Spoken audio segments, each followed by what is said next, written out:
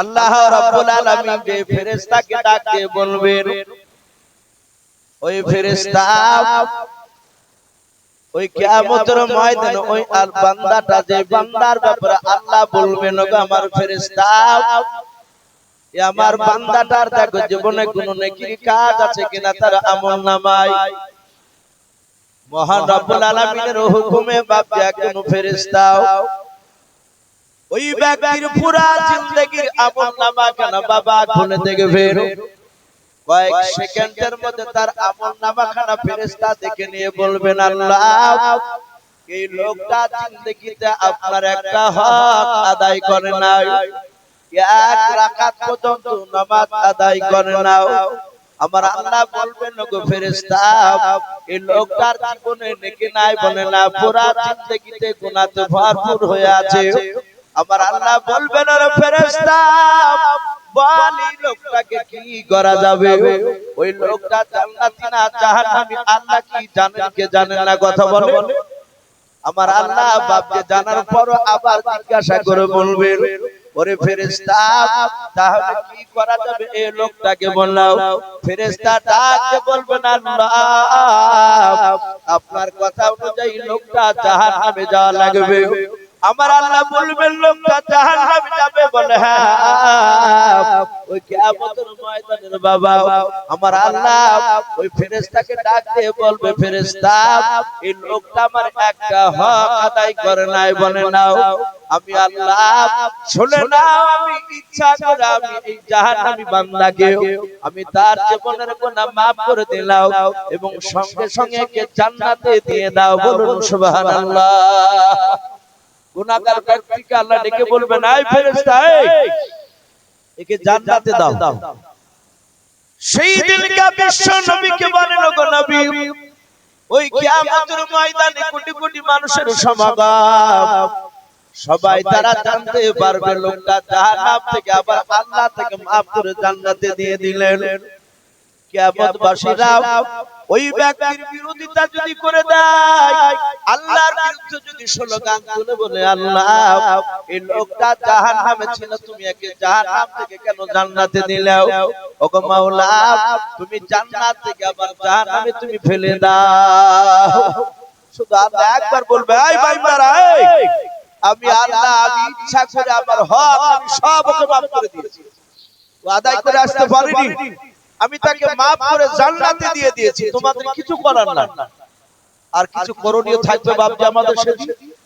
কারো থাকবে না। কিন্তু বাপজি আপনি আমি ওই কাতারে যে পড়বো তা কেউ গ্যারান্টি দিতে পারবো না। এই জন্য বাপজি আমাদেরকে ভালো কাজ করা লাগবে।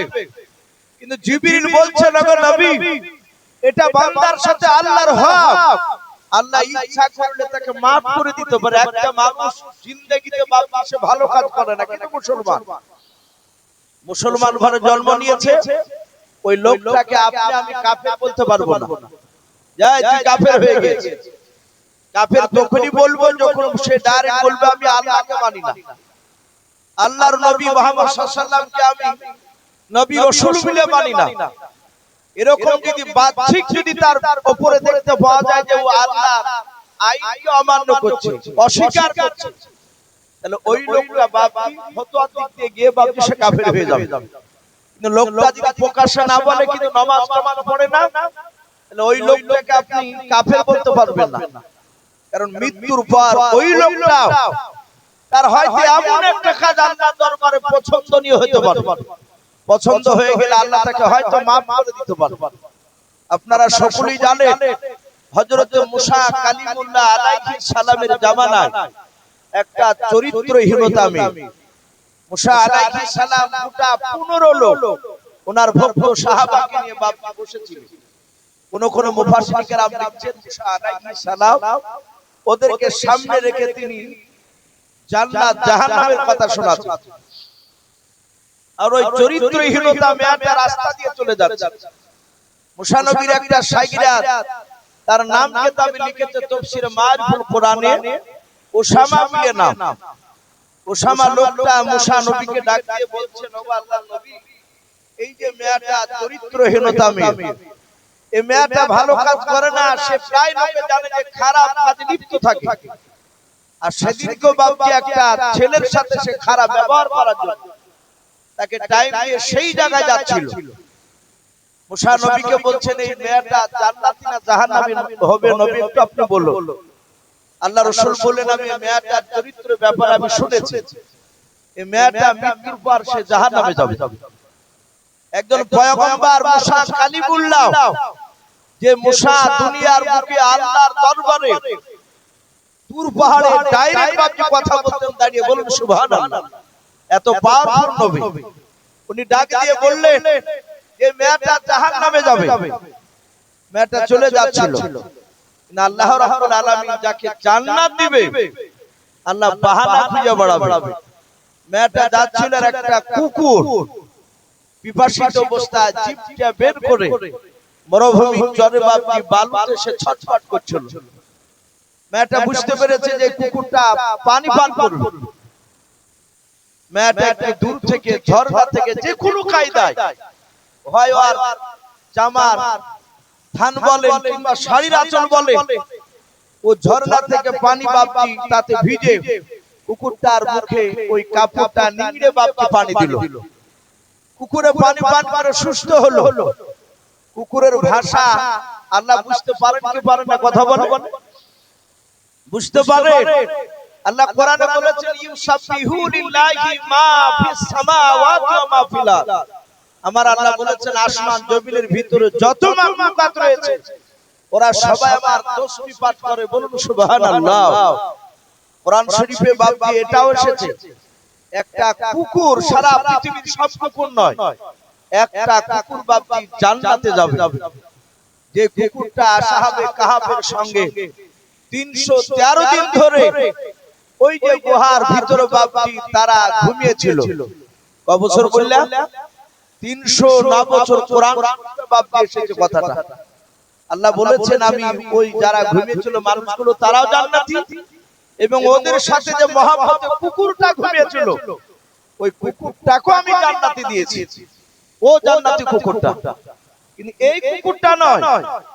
এই মেয়েটার বাপজি পানি খাওয়ার পরে কুকুরটা কুকুরের ভাষায় আল্লাহর কাছে দোয়া করেছিল যে আল্লাহ তুমি এই মেয়েটার জীবনের গুনাহ maaf করে দাও। আল্লাহ আবুলা কুকুরের দোয়াকে কবুল করে নিয়ে মেয়েটা হঠাৎ করে পড়ে ওখানে মারা গেল।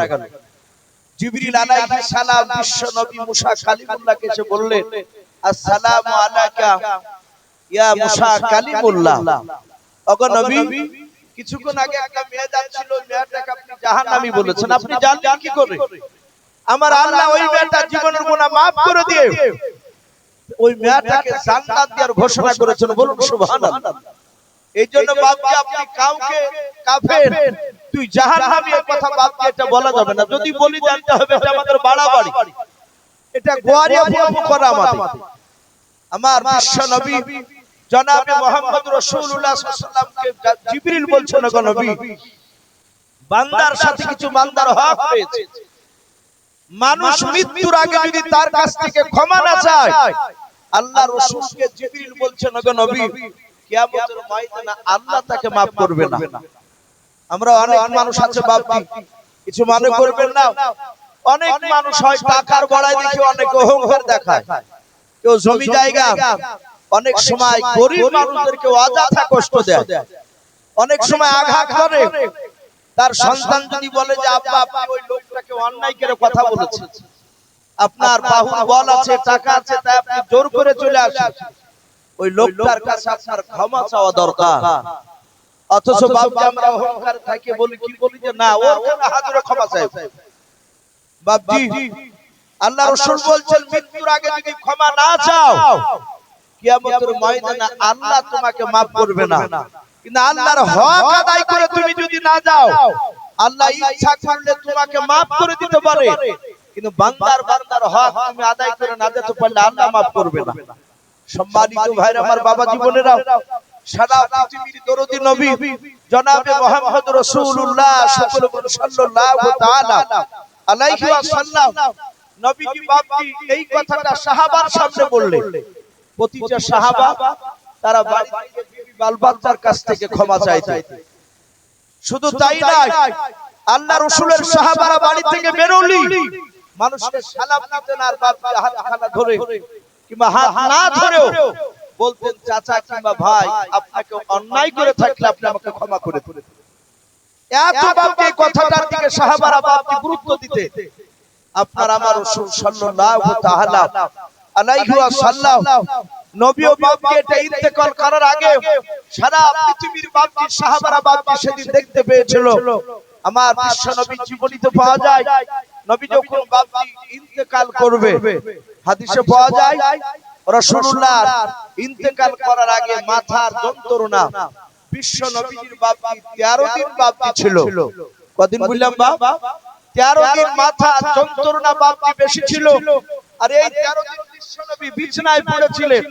আল্লাহর দরদি নবী 13 দিন বাপজি জিন্দা অবস্থায় মাথা যন্ত্রণা কাতর অবস্থায় বিশ্ব নবী এক নাই দুই নাই 17 ওয়াক্তের ফরজ নামাজে বিশ্ব নবী ইমাম হয়ে সাহাবাদের পেছনে রেখে আমার নবীজি বাপজি ইমামতি করতে পারেননি। কত ওয়াক্ত বললাম বাবা 17 ওয়াক্ত।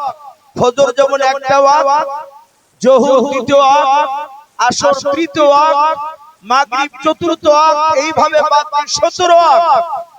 তাহলে রাসূলুল্লাহ জিন্দা অবস্থায় 17 ওয়াক্তের নামাজ মসজিদে নববীতে নবী ইমাম হয়ে নামাজ পড়াতে পারেনি। এই 17 ওয়াক্তের রাসূলুল্লাহ জিন্দা অবস্থায় এই ওয়াক্তের নামাজগুলো কে পড়ালেন? হাদিসে পাওয়া যায় আমার বিশ্ব নবীর বাড়িটা আর মসজিদে নববী বাপজি হাদিসে পাওয়া যাচ্ছে একই পাশাপাশি। হুজরাখানা যেখানে বিশ্ব নবী থাকতেন।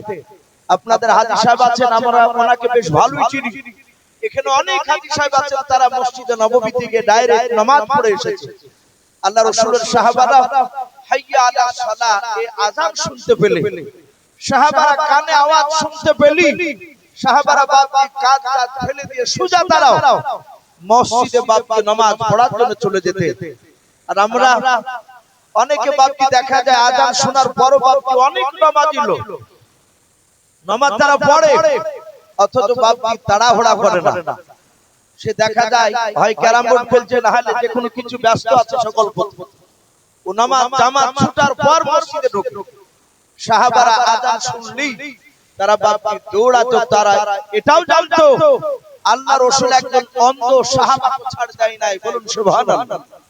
অন্ধ সাহাবাকে ছাড় দেয় নাই।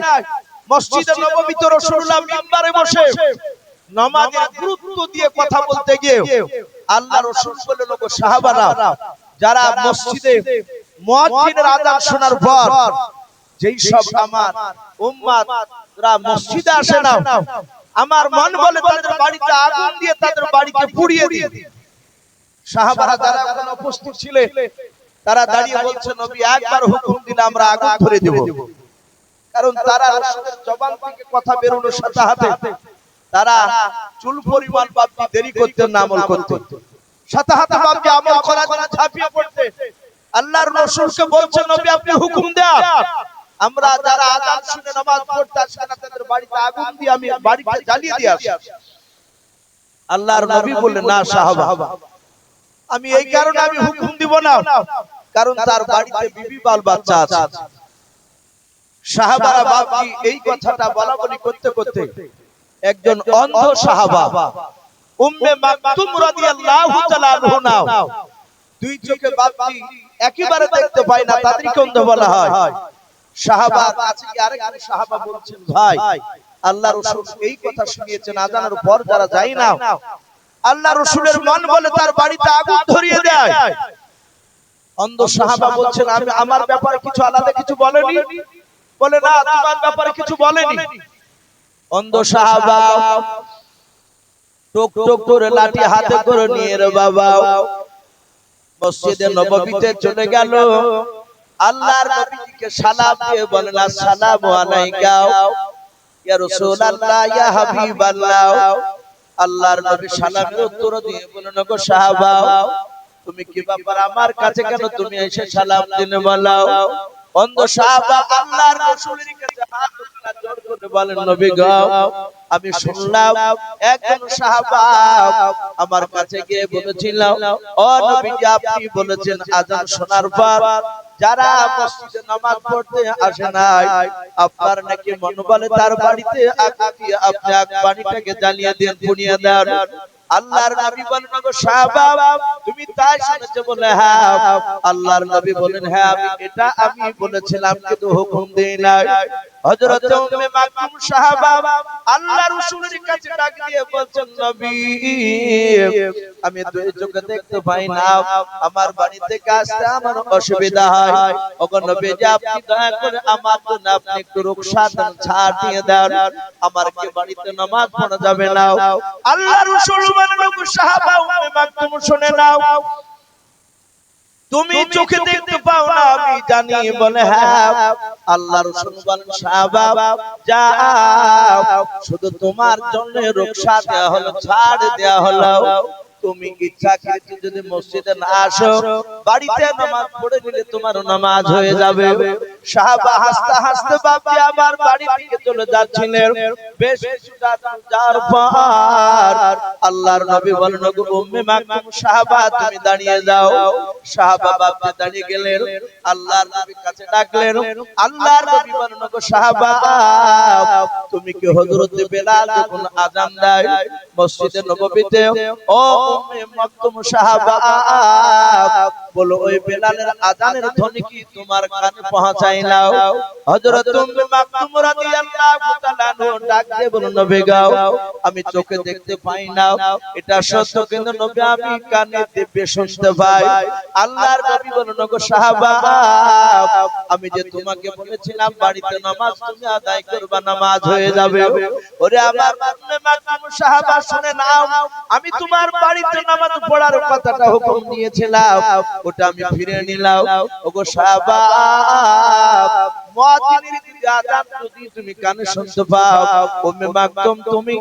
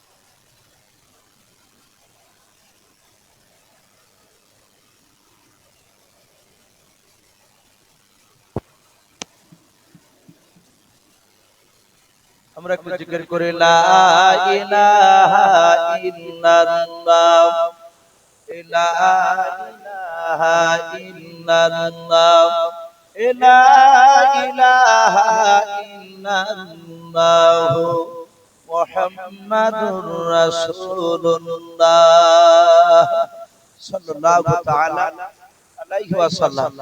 ভাবি বলছিলাম আল্লাহর রাসূল বলেন, এই সাহাবা আযান শুনলে তুমি মসজিদে নামাজ পড়তে আসবা, বলুন সুবহানাল্লাহ। বাপজি এতটুকু কথা যদি আমরা বিছানা শুয়ে একটু যদি চিন্তা করি, যে একজন অন্ধ সাহাবাকে বাপজি নামাজ বাড়িতে পড়ার জন্য ছাড় দেয় নাই, যে আযান শুনলি তুমি আসবা, তাহলে নামাজ জামাতের কত গুরুত্ব। এবিলে বাপজি ভুল অনেক বাপজি মানুষ এরকম আছে যে তারা নামাজ পড়তে লেগে বাড়িতে এক রাকাতও নামাজ পড়ে না। ঝড় বৃষ্টি যাই হোক না কেন সে মসজিদে যাবি, এরকম দেখবেন খুঁজবেন বেশ 4-5টা গ্রাম মিলে দুটো একটা পাওয়া যেতে পারে যে বাপজি নামাজ পড়েন বলে হ্যাঁ বাপ নামাজ পড়তে লেগে মসজিদ ছাড়া বাড়িতে কোনোদিন নামাজ পড়ি না, এটাও বাপজি ভুল। আল্লাহ রাসূলের সাহাবারা মসজিদে নামাজ পড়ার ফজিলত শুনে তারা বাড়িতে নামাজ পড়া একেবারে ছেড়ে দিয়েছে। আল্লাহ রাসূল বললেন, ওগো সাহাবারা, তোমাদের বাড়িটাকে তোমরা কবর বানায়ো না। বুঝতে পেরেছেন কথা? ওগো সাহাবা, তোমরা বাড়িকে কবর বানায়ো না। সাহাবারা বলেন, হুজুর আমরা বুঝতে পারলাম না কবর মানে কি। আমরা জানি কবর গায়ে নামাজ পড়া হয় না, পড়ে অনেক মানুষ গোরস্থানের পাশে কাজ করতে গেলে দেখবেন, গোরস্থানের জায়গা তো পবিত্র জায়গা, এখানে তো পায়খানা টাখানা মানুষ করে না, কবর গায়ের মাটি। এক সাইডে আমি নামাজটা পড়ে নি, জোহরে বাড়িতে গেলে তো কাজা হয়ে যাবে। কোন মানুষ বাপজি গোরস্থান যেটা এরিয়া থাকে, যেটা কবর গায়ের মাটি, আমার মনে হয় কোন মানুষ কবর গায়ের মাটিতে 5 ওয়াক্ত নামাজ যে কোন এক ওয়াক্ত নামাজ আদায় করে না। হ্যাঁ, জানাজা পড়ে অনেক। কবর গায়ের মাটিতে দেখেন ফাঁকা জায়গা থাকলে মানুষ গোরস্থানে গিয়ে ওই গোরস্থানের মাটিতে ফাঁকা জায়গায় জানাজা নামাজ পড়ে অসুবিধা। জানাজা হবে কিন্তু 5 ওয়াক্ত নামাজ ওই গোরস্থানের মাটিতে বাপজি হবে না। এইজন্য আল্লাহ রাসূল বলেন, সাহাবা তোমরা মাঝে মাঝে নফল সুন্নাত নামাজ বাড়িতে পড়বা। সাহাবারা অনেক সাহাবারা এরকম জীবনে আমল করেছে, ফরজ নামাজ মসজিদে পড়েছেন, বাকি সুন্নাত নফল নামাজ বাড়িতে এসে বাপজি পড়েছে। আজ দেখেন আপনি 2-4 দিন যায় মাগরিবের নামাজ যদি আপনি 3 রাকাত ফরজ পড়িয়ে কিংবা জোহরের বাপজি 4 রাকাত ফরজ পড়ে আপনি সোজা বাড়ি চলে যায়, মুসল্লিরা দেখবে তো 2-3 দিন পর পর বাড়ি চলে গেল। অমনি দেখবেন যে কোন চায়ের দোকানে কেল্লা শুরু হবে সমালোচনা, যে অমুক লোকটা এক ওয়াক্ত শুধু ফরজ পড়ে পালিয়ে যায় গো, ও সুন্নাতে সব নামাজগুলো পড়ে না। অথচ ওই লোকটা যদি বাড়িতে এসে যদি ওই সুন্নাতটা যদি আদায় করে, এরা সাহাবারা বাপটা করতেন, মাঝে মাঝে প্রায় সাহাবারা নফল সুন্নাত পড়ে ফরজ পড়তে যেতেন, আবার অনেক সময় ফরজ পড়ে এসে বাপজি বাড়িতে সুন্নাত আদায় করতেন, নফল আদায় করতেন, বাড়িটাকে কবর বানাতেন না। বাপজি আমি বলছিলাম আল্লাহ রাসূল সাল্লাল্লাহু তাআলা আলাইহি ওয়াসাল্লামের মাথা যন্ত্রণা বাপজি বেশি হয়েছে। নবীজির হাদিসে এসেছে বৃহস্পতিবারের দিন আসরের নামাজের একটু আগে নবীজির হঠাৎ মাথা যন্ত্রণা বেড়ে গেল। হযরত বেলাল রাদিয়াল্লাহু তাআলা আনহু তিনি আযান দিলে, মসজিদে নববীর খাস মুয়াজ্জিন ছিলেন হযরত বেলাল। আল্লাহ রাসূল বেঁচে থাকা পর্যন্ত বাপজি মসজিদে নববীতে সালাম দিয়েছিলেন। নবীর ইন্তেকাল করার পরে বেলাল আর মসজিদে আযান দেন নাই, চলে গিয়েছিলেন। সেদিন নবীজির সাহাবা বেলাল আযান দিলেন, সাহাবারা আযান শুনে বাপজি সবাই আপনা আপনা বাপজি তারা কাতার বেঁধে আসরের নামাজ পড়ার জন্য বাপজি তারা বসে বসে তাসবিহ করছে। আজ আমরা অনেকে আছি বাপজি মসজিদে অনেকে আযানের সাথে সাথে যায়, যাওয়ার পরে দেখা যায় টক করে 4 রাকাত সুন্নাত পড়ে নেয়, পড়ে নিয়ে ভিতর থেকে আবার কায়দায় বারান্দায় এসে বসে। দেখেন কিছু মানুষ বলে চাচা টাইম বলে এখনো 15 মিনিট আছে বাপ, বলেও বাইরে বসে বাপজি লোকের দিকে তাকায় যে গল্প করবে কেউ আসার সাথে। আর কিছু মানুষও আছে ওই তাড়াহুড়া করে নামাজ পড়ে অমনি সোজা এসে বাপজি বারান্দাতে বসে 3-4 জনাতে পড়ছে, ওদিকে ভিতরে লোক নামাজ পড়ছে আর এদের গল্প জোর বেশি হচ্ছে। এরকম ঘটনা কথা বলেন আমার যেখানে নামাজ পড়ি আমি ওখানে দেখতে পাই। বাপজি এটা বিরাট অন্যায়। সাহাবারা এরকম করতেন না, মসজিদে গল্প করতেন না, কোন দুনিয়াদারি কথা বলতেন না। আপনি হাজী হন আর আলেম সাহেব এই কথা হন না কেন, আপনি গল্প করলে কিয়ামতের ময়দানে আপনাকে জবাব দেওয়া লাগবে। আমাদের কিছু আলেমদের মধ্যে দোষ আছে, আমরা দেখি মুরুব রাতে বসে আছে দেশে, অমনি সাথে বসে আমরা দোতল দিয়ে গল্প শুরু করি না, সোজা আপনা আপনা বাপজি নামাজ পড়ে ওখানেই তাসবিহ তাহলিল করুন। ও বারান্দাতে আসবেন না, লোক আপনার সাথে বসে গল্প করার জোড়াই পাবে না। যদি গল্প করে ইশারা করে বলবেন ভাই আমি এখন গল্প করব না, আমি এখন তসবিহ তাহলিল করব। বাপ যেটা অন্যায় সাহাবারা এটা করতেন না, সব সাহাবারা বাপ কাতার বেঁধে বসে আছে। নামাজের যে টাইম একটা নির্ধারিত, আপনারা যেমন এই ঈশা নামাজ 8টা 20 পড়লেন, সাহাবারা বাপ যে আসর নামাজ তখন তার ঘড়ি ছিল না, একটা ছায়ার দিকে লক্ষ্য করে তারা নামাজ পড়তো। আমরা এই নামাজের টাইম যেমন বুখারী তিরমিজি আমরা পড়েছি হাদিসের কিতাব, মশলা যখন পড়াতেন হেদায়া তখন বাপ ঘড়িকে পিটিয়ে বাপ এই নামাজের টাইম নির্ধারিত। এইজন্য তো দেখবেন আহলে হাদিস ভাইরা ওরা দেখবেন জোহর আসর নামাজ আমাদের চেয়ে অনেক আগে পড়ে নাই না, আওয়াল ওয়াক্তে। আমরা হানাফিরা একটু লেট করে পড়ি, ওরা যে ওয়াক্তে নামাজ পড়ছে বাপজি আমাদের এটা বলা যাবে না যে ওটা ওদের অন্যায় হয়েছে, পড়া হচ্ছে না। ওই কাঠি দেখি বাপজি ওরা নির্ধারিত করেছে। বাপজি আবার শোনা লালেরা, সাহাবারা বাপজি একটা নামাজের টাইম নির্ধারিত করেছিলেন, আসর নামাজ সেই টাইমটা দেখছেন আস্তে আস্তে পার হয়ে যাচ্ছে। আল্লাহ রাসূলের সাহাবা আবু বকর অনেক সাহাবারা তো শুরু করেছেন আর পেছন থেকে বাপজি রাসূলুল্লাহর হুজরাখানা দরজার দিকে তাকাচ্ছে। নবী তো টাইম হয়ে দরজা খুলে চলে আসে, নবী যে আজ আসছে না কেন?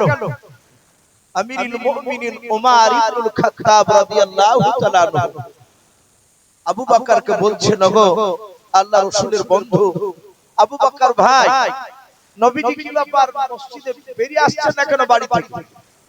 এই নামাজ পড়াতে আসছেন না কেন? একটু চলুন, নবীজির কিছু হলো নাকি? যে সব সাহাবারা ছিলেন বাবা আল্লাহর নবীর দরজার কাছে গিয়ে সালাম দিলেন, কারণ নবী বলেছেন কারো বাড়ির দরজার কাছে গেলে তোমরা সালাম দিবা, তার বাড়িতে নাম ধরে ডাকবা না, প্রথমে সালাম দিবা, তারপরে উত্তর যদি না আসে দ্বিতীয়বার সালাম দিবা, তৃতীয়বার যদি উত্তর না আসে তৃতীয়বার সালাম দিবা, সালাম দেওয়ার পর তারপরে উত্তর না আসে বাড়িওয়ালার নাম ধরে ডাকবা। যদি বড় মানুষ হয় বয়সে তার নাম ধরে ডাকে এটাও বেয়াদবি। চাচা কিংবা ভাই সম্পর্ক হলে বাবা সেভাবে আদবের সহিত বাপকে ডাকা লাগবে।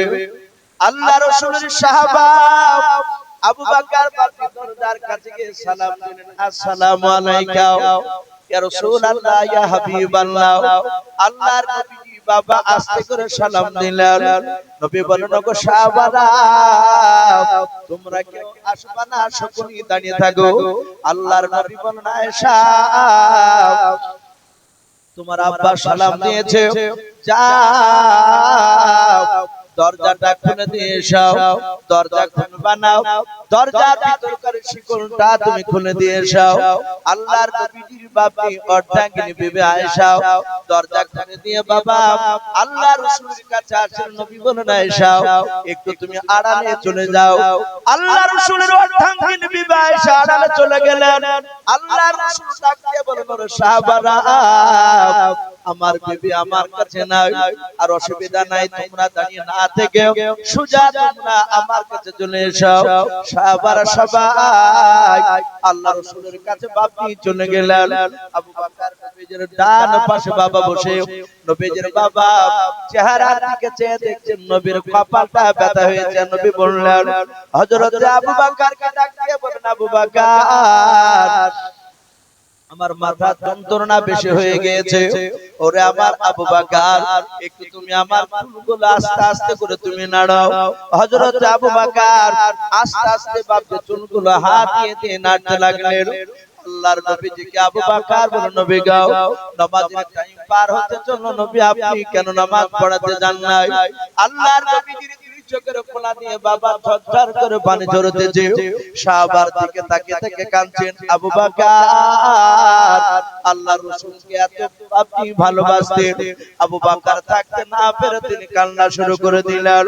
আল্লাহর রাসূল বলেন, ওরে সাহাবা আবু বকর তুমি কেঁদো না, আমি তোমার পয়গম্বর, আমি দাঁড়াতে পারি না রে সাহাবা, যাও যাও তোমাদের মধ্যে থেকে একজন ইমাম বানিয়ে নামাজটা আদায় করে নাও।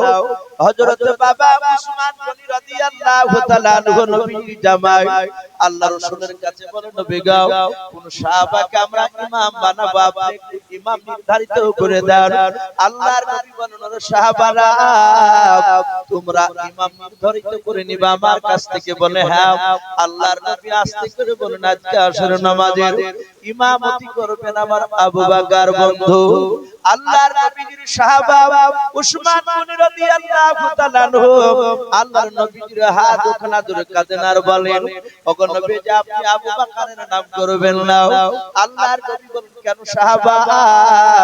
হযরত উসমান গনি, হযরত আলী রাদিয়াল্লাহু তাআলা আনহু আজমাইন তারা নবীর হাত ওখানে ধরে কেঁদে কেঁদে আস্তে করে বলছেন, নবী গো, আপনার খুব কাছের সাহাবা আবু বকর, ওগো আল্লাহর নবীজি, আবু বকরকে যদি ইমাম বানাতে দেওয়া হয়, আবু বকর হয়তো 4 রাকাতের নামাজের ইমামতি করতে গিয়ে আবু বকর না জানে 4 রাকাতের আগে হয়তো বেহুশ হয়ে যেতে পারে। ওগো আল্লাহর নবী, আবু বকরের দিলটা অত্যন্ত নরম দিল। ওগো নবী, আপনি আবু বকরকে বলেন না ওমরের নামটা করুন, ওমর মেজাজে ওমর একটু শক্তিশালী সাহাবা। ওগো নবী, আপনি ওমরের নামটা করুন। আল্লাহর রাসূল বলেন, সাহাবা আমার জবান দিয়ে বের করেছে আবু বকর ইমামতি করবে, চলে যাও। সাহাবারা আর বাপকে নবীজিকে কিছু বললেন না। সাহাবারা নবীর কাছ থেকে দোয়া নিয়ে বাবা সোজা মসজিদে চলে গেলেন, নববীর ভেতরে। আবু বকর কাঁদেন আর বলেন, ওমর ভাই শুনে নাও, আমার মনে হয় আর কিয়ামত পর্যন্ত আল্লাহ যদি আমাদেরকে জিন্দা রাখে, আমার নবীকে আর আমরা ইমাম হিসাবে কোনদিন নামাজ পড়তে পাবো না। আবু বকর বুঝতে পেরেছে নবী মনে হয় আল্লাহর কাছ থেকে বিদায় নিয়ে চলে যাবে। আল্লাহর নবীর বন্ধু আবু বকর বাবা এইভাবে নবী জিন্দা অবস্থায় আল্লাহর রাসূলকে পেছন করে বাবা এক নয় দুই নয় 17 ওয়াক্তের ফরজ নামাজের ইমামতি করেছিলেন।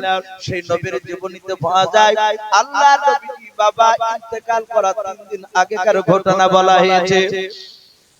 আল্লাহর নবী দুনিয়া থেকে বিদায় নিয়ে চলে যাবেন, তার 3 দিন আগেকার ঘটনা। আল্লাহর রাসূলের বাবা কথা শুনে হাজার হাজার সাহাবারা মক্কার বিভিন্ন জায়গা থেকে, আরবের বাইরে থেকে বাবা অনেক নবীর বাবা আল্লাহর রাসূলের বাপকে ভক্তরা তারা সাহাবারা চলে গিয়েছিলেন। আল্লাহর নবীর সাহাবারা নবীকে ফাঁকা জায়গায় বসে রেখে আল্লাহর রাসূলের বাপকে সাহাবারা সবাই দাঁড়িয়ে দাঁড়িয়ে দেখতেছিলেন। অনেক সাহাবা বাপের সামনে কার বসে আছে, অনেক সাহাবা বাপের পেছনে দাঁড়িয়ে আছে। সব সাহাবার দুই চোখের কোণা দিয়ে পানি গড়ায়। আল্লাহর নবী দরুদ নবী জনাবে মুহাম্মদ রাসূলুল্লাহ সাল্লাল্লাহু তাআলা আলাইহি ওয়াসাল্লাম নবী আমার শুয়ে আছেন, নবী আমার দাঁড়াতে পারে না, মাথা যন্ত্রণা খুব বেড়ে গিয়েছে। আল্লাহর নবী হঠাৎ করে বাবা সাহাবাদের দুজনকে ডেকে বলল, আমার জামাই সাহাবারাও তোমরা আমার হাত ওখানে ধরে একটু উঁচু করে বসাও। আল্লাহর নবীর সাহাবা বাবা অনেকে ছিল। নবীজির বাপজি দুজন জামাই হযরত উসমান গনি রাদিয়াল্লাহু তাআলা আনহু, নবীজির আপন ছোট জামাই হযরত আলী রাদিয়াল্লাহু তাআলা আনহু। নবীজির বাবা একেবারে কাছাকাছি ছিলেন। দুনিয়াতে দেখবেন বাবা কোন মানুষ যদি মারা যায়, মারা যাওয়ার পর গোসল দিয়ে মানুষটাকে কাফন করে যখন জানাজার মাঠে নিয়ে যাওয়া হয়, ইমাম সাহেব বাপজি কাতার সোজা করতে বলে, দেখতে পাওয়া যায় ওই জানাজার মাঠে খাটকির পাশে বাবা ওই যে মাইয়াতকে খাটকিতে করে রেখে দেয় জানাজা পড়ার জন্য। জানাজা পড়ার আগে বাবা 10-20 মিনিট বাপজি বক্তব্য দেয় না মানুষেরা। ইমাম সাহেব বক্তব্য দেয়, ওই মায়াতের বাপজি গার্জিয়ান লোকরা বক্তব্য দেয়। অনেক মানুষ কাতারে দাঁড়িয়ে জিজ্ঞাসা করে, ভাই ওই যে খাটকিনের ডান পাশে ওই লোকটা কে দেখবেন? 4-5 জন বাবা মায়াতের পেছনে বাপজি দাঁড়িয়ে থাকে। যারা চিনে তারা বলে ওই লোকটা মায়াতের বড় ভাই, আবার কেউ বলে না মায়াতের আব্বা, কেউ বলে মায়াতের ছোট ভাই। যে ব্যক্তি সম্পর্ক হয় কাছের লোক ছাড়া বাপজি ওখানে দাঁড়ায় না। আল্লাহর নবী বলেন, ওরে সাহাবা আমার হাত একটু তোমরা উঁচু করে আমাকে বসাও।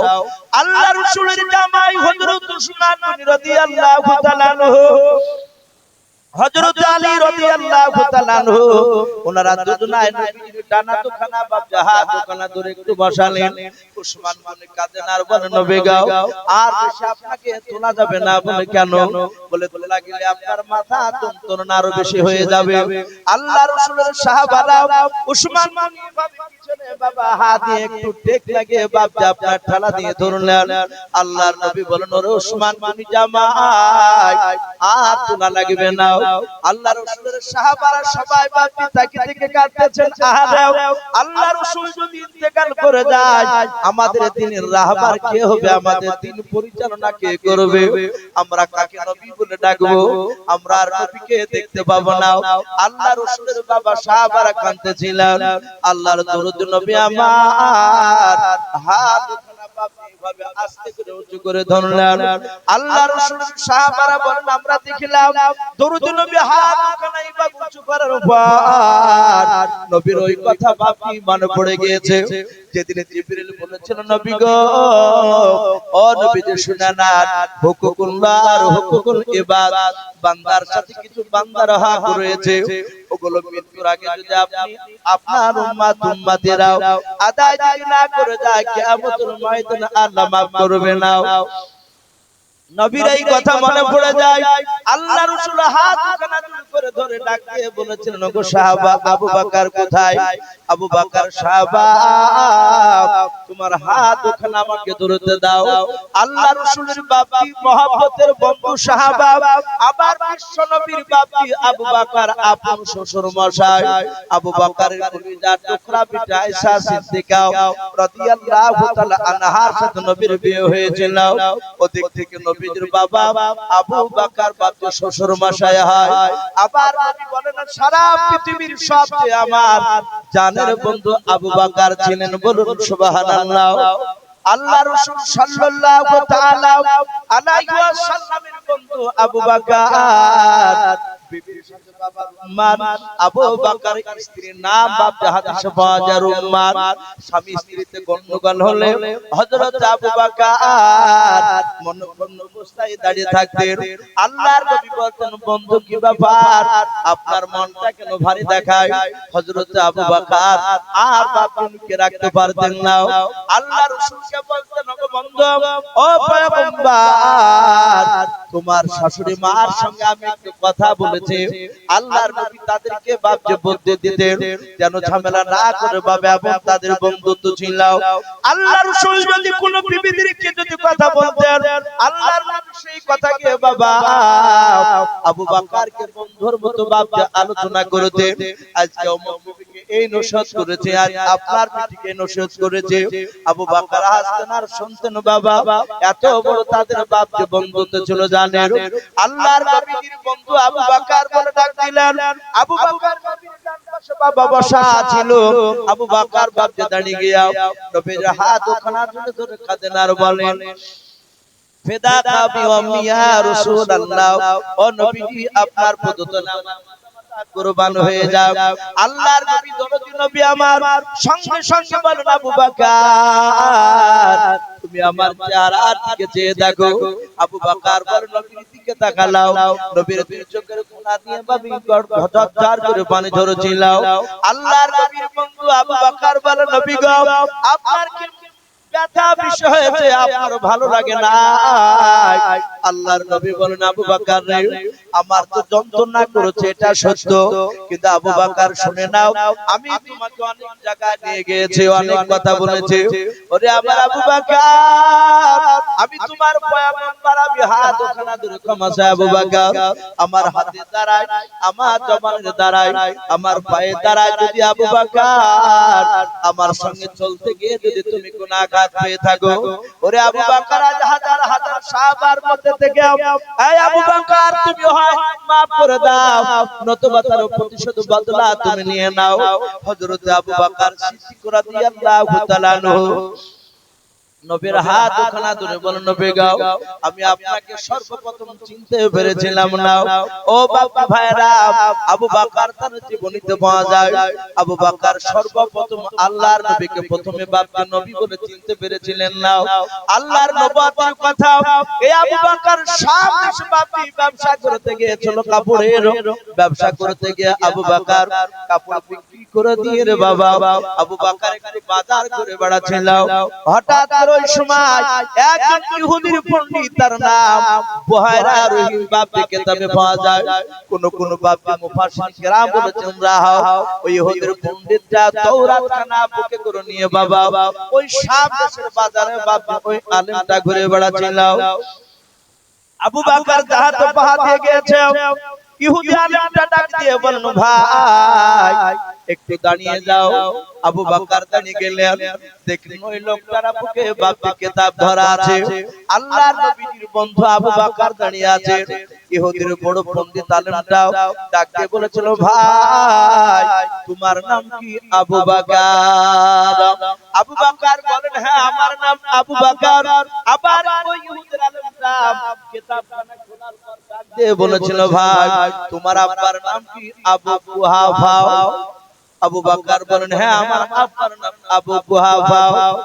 ডাক দিয়া বলে ভাই একটু তোমার পেছন দিককার পিছনে পৃষ্ঠ মুবারক খানা পিঠের দিককার জামাটা একটু তুমি উঠাও। বলে কেন ভাই? বলে তাওরাত কিতাবে পাওয়া যায় আবু বকর তার আব্বার নাম হবে আবু কুহাফা।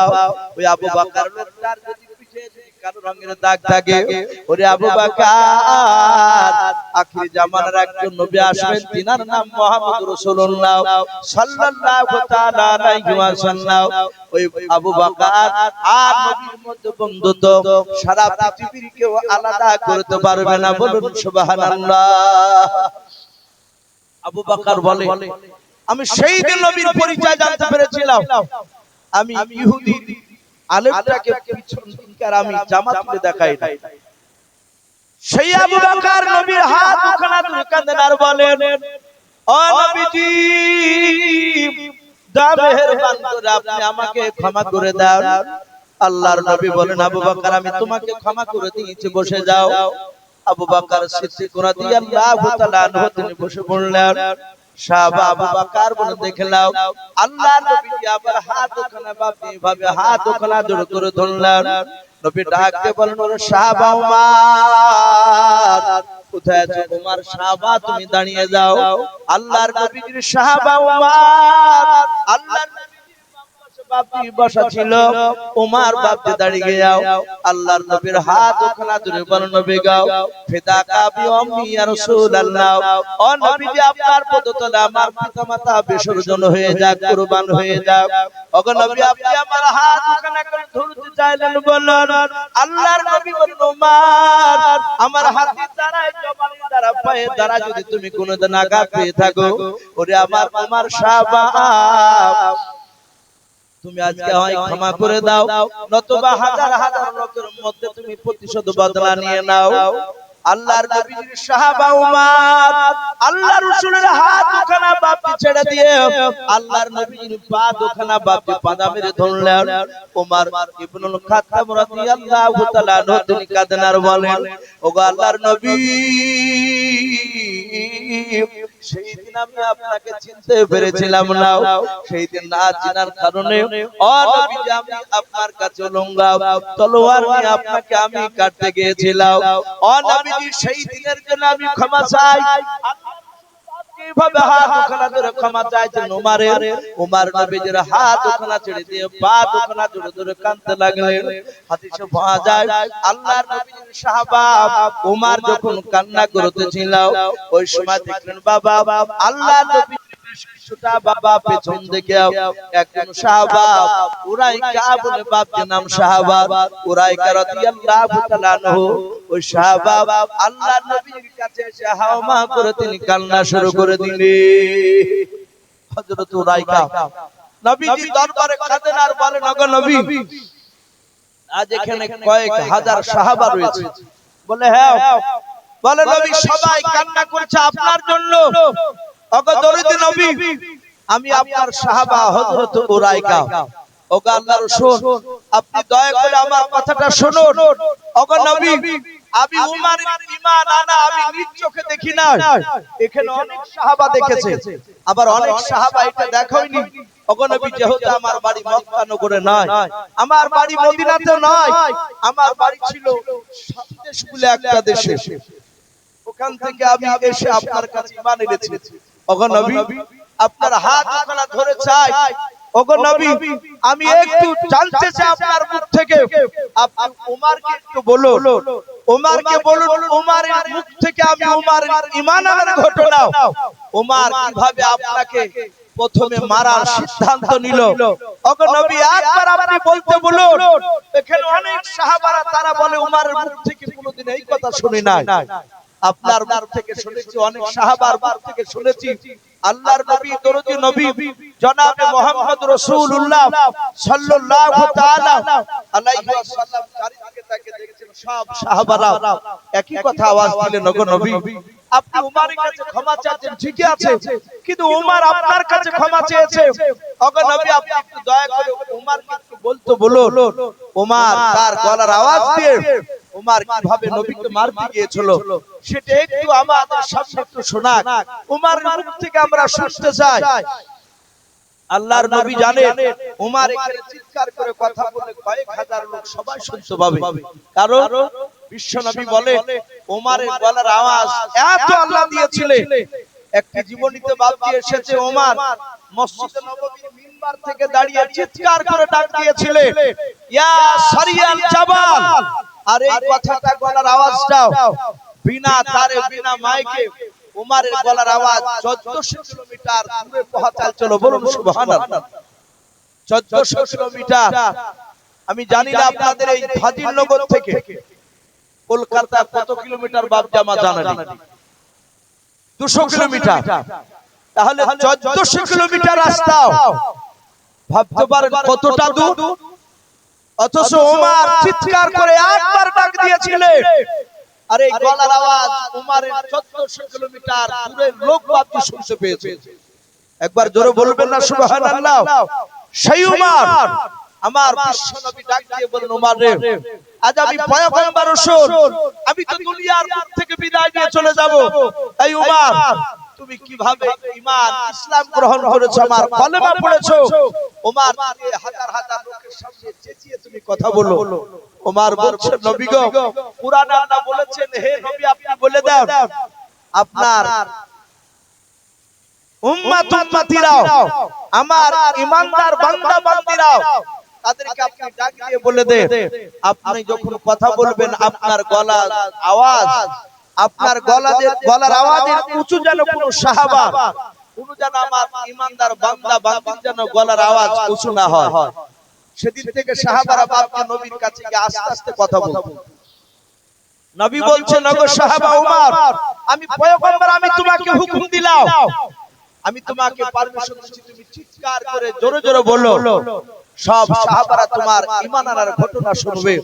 আল্লাহর রাসূলের সাহাবা উমর ইবনুল খাত্তাব রাদিয়াল্লাহু তাআলা আনহু তিনি কাঁদছেন আর বলছেন, আমি বলবো বলে হ্যাঁ আমার উমরের চোখ দিয়ে পানি ঝরছে। উমর বলছেন, নবী গো এই চোখ দিয়ে আমি আপনাকে ঈমান আনার আগে আমি দেখি নাই, অথচ হাদিসে পাওয়া গেছে উমর ঈমান আনার পরে যতদিন বাপজি রাসূলুল্লাহ বেঁচে ছিলেন উমরের জীবদ্দশায় উমর রাসূলের সামনে থাকলি একইভাবে ফেল ফেল করে নবীর চেহারার দিকে চাইতেন, আর তাকে দিকে থাকার সময় দুই চোখের কোণা দিয়ে উমরের সাথে পানি গড়তো। আল্লাহর নবী বলতেন মাঝে মাঝে, এই উমর এই তুমি আমার দিকে তাকিয়ে থেকে কাঁদো কেন?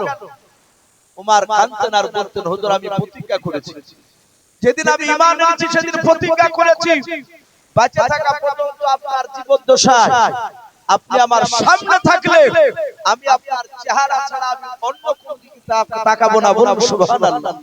কারণ এই চোখ দিয়ে রাসূল আমি আপনাকে প্রথমে চিনতে পেরেছিলাম না। ওমর বলছেন, নবী গো এই চোখ দিয়ে আমি আপনাকে দেখেছিলাম না, ঈমান আনার আগে কিন্তু আপনার নাম শুনেছিলাম আমি। ছোট বড় লোকেরা সবাই, এমনকি আবু জেহেলরা সবাই বারবার আপনার বিরুদ্ধে কথা বলতো।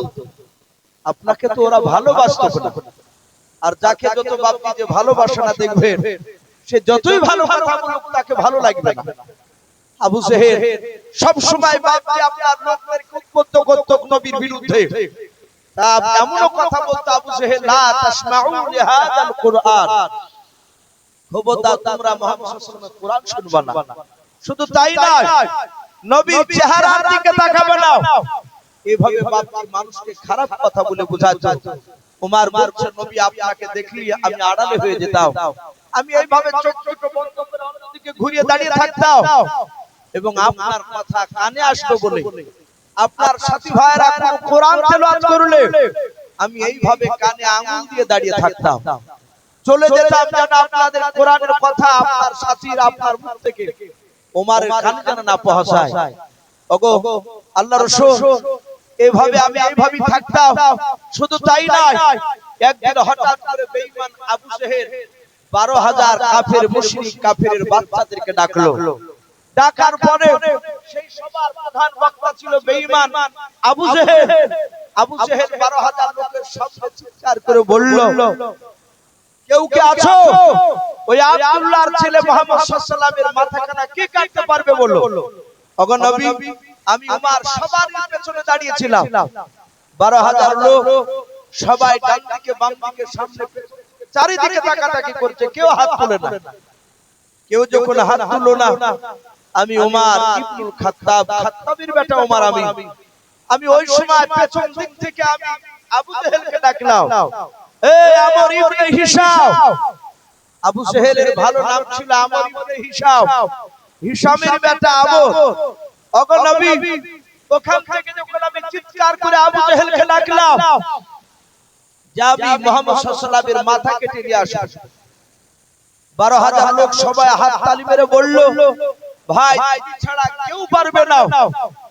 শুধু তাই নয়, আবু জেহেল আমাকে মোটা অঙ্কের 3টা পুরস্কার দিতে চাইলো। আমি রাজি হয়ে গেলাম। ওগো নবী, আমি আবু জেহেলের কাছ থেকে ওয়াদা করে কথা দিয়ে আমি উলুম্বা তলোয়ার হাতে করে নিয়ে আমি মরুভূমির ময়দানে পাড়ি দিয়েছিলাম। আমি মাঠ দিয়ে যখন দৌড়াচ্ছিলাম, আমি আপনার কাছে আসছিলাম আপনাকে কাটার জন্য, জবাই করার জন্য। ওগো নবী, আমি ময়দানে যেতে যেতে ওই ময়দানে আমার একটা বাল্যকালের বন্ধু ছিল, যিনার নাম আপনি হাদিসের কিতাবে পাওয়া যায়, হযরত নাঈম। কি নাম বললাম বাবা? হযরত নাঈম রাদিয়াল্লাহু তাআলা আনহু, উমরের ছোট কালকার বন্ধু। কিন্তু উমর জানে না এই নাঈম সাহাবা বাপজি আজ 3 দিন আগে ইসলাম গ্রহণ করেছে। উমর এটা জানে না। হযরত উমরকে দৌড়াতে দেখে নাঈম দুম্বা আর উট চড়াচ্ছিল। হযরত নাঈম ডাক দিয়ে বলেছিল, এই উমর, এই, কারণ তার বন্ধু তো কথা বলতে তার ভয় নেই। কিন্তু নাঈম জানতেন উমরের শক্তির ব্যাপারে। আল্লাহর নবী বলেন, উমরের দুই হাতে দুনিয়ার যুবক 50টা যুবকের শক্তি যতটা, অতটা শক্তি একাই আল্লাহ উমরের দুই হাতে দিয়েছিলেন। বলুন সুবহানাল্লাহ। এত উমর শক্তিশালী পালোয়ান ছিল, উমরের সামনে কেউ দাঁড়াতে পারতো না। ডাক দিয়ে নাঈম বলেছিল, এই উমর, এই, এত দ্রুত বেগে দৌড়াও কোথায়?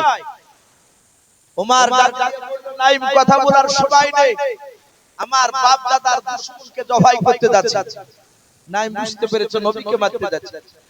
নাঈম আমার ডাক দিয়ে বলে, এই উমর, এই, শুন শুন, দাঁড়াও। উমর দাঁড়িয়ে গেল।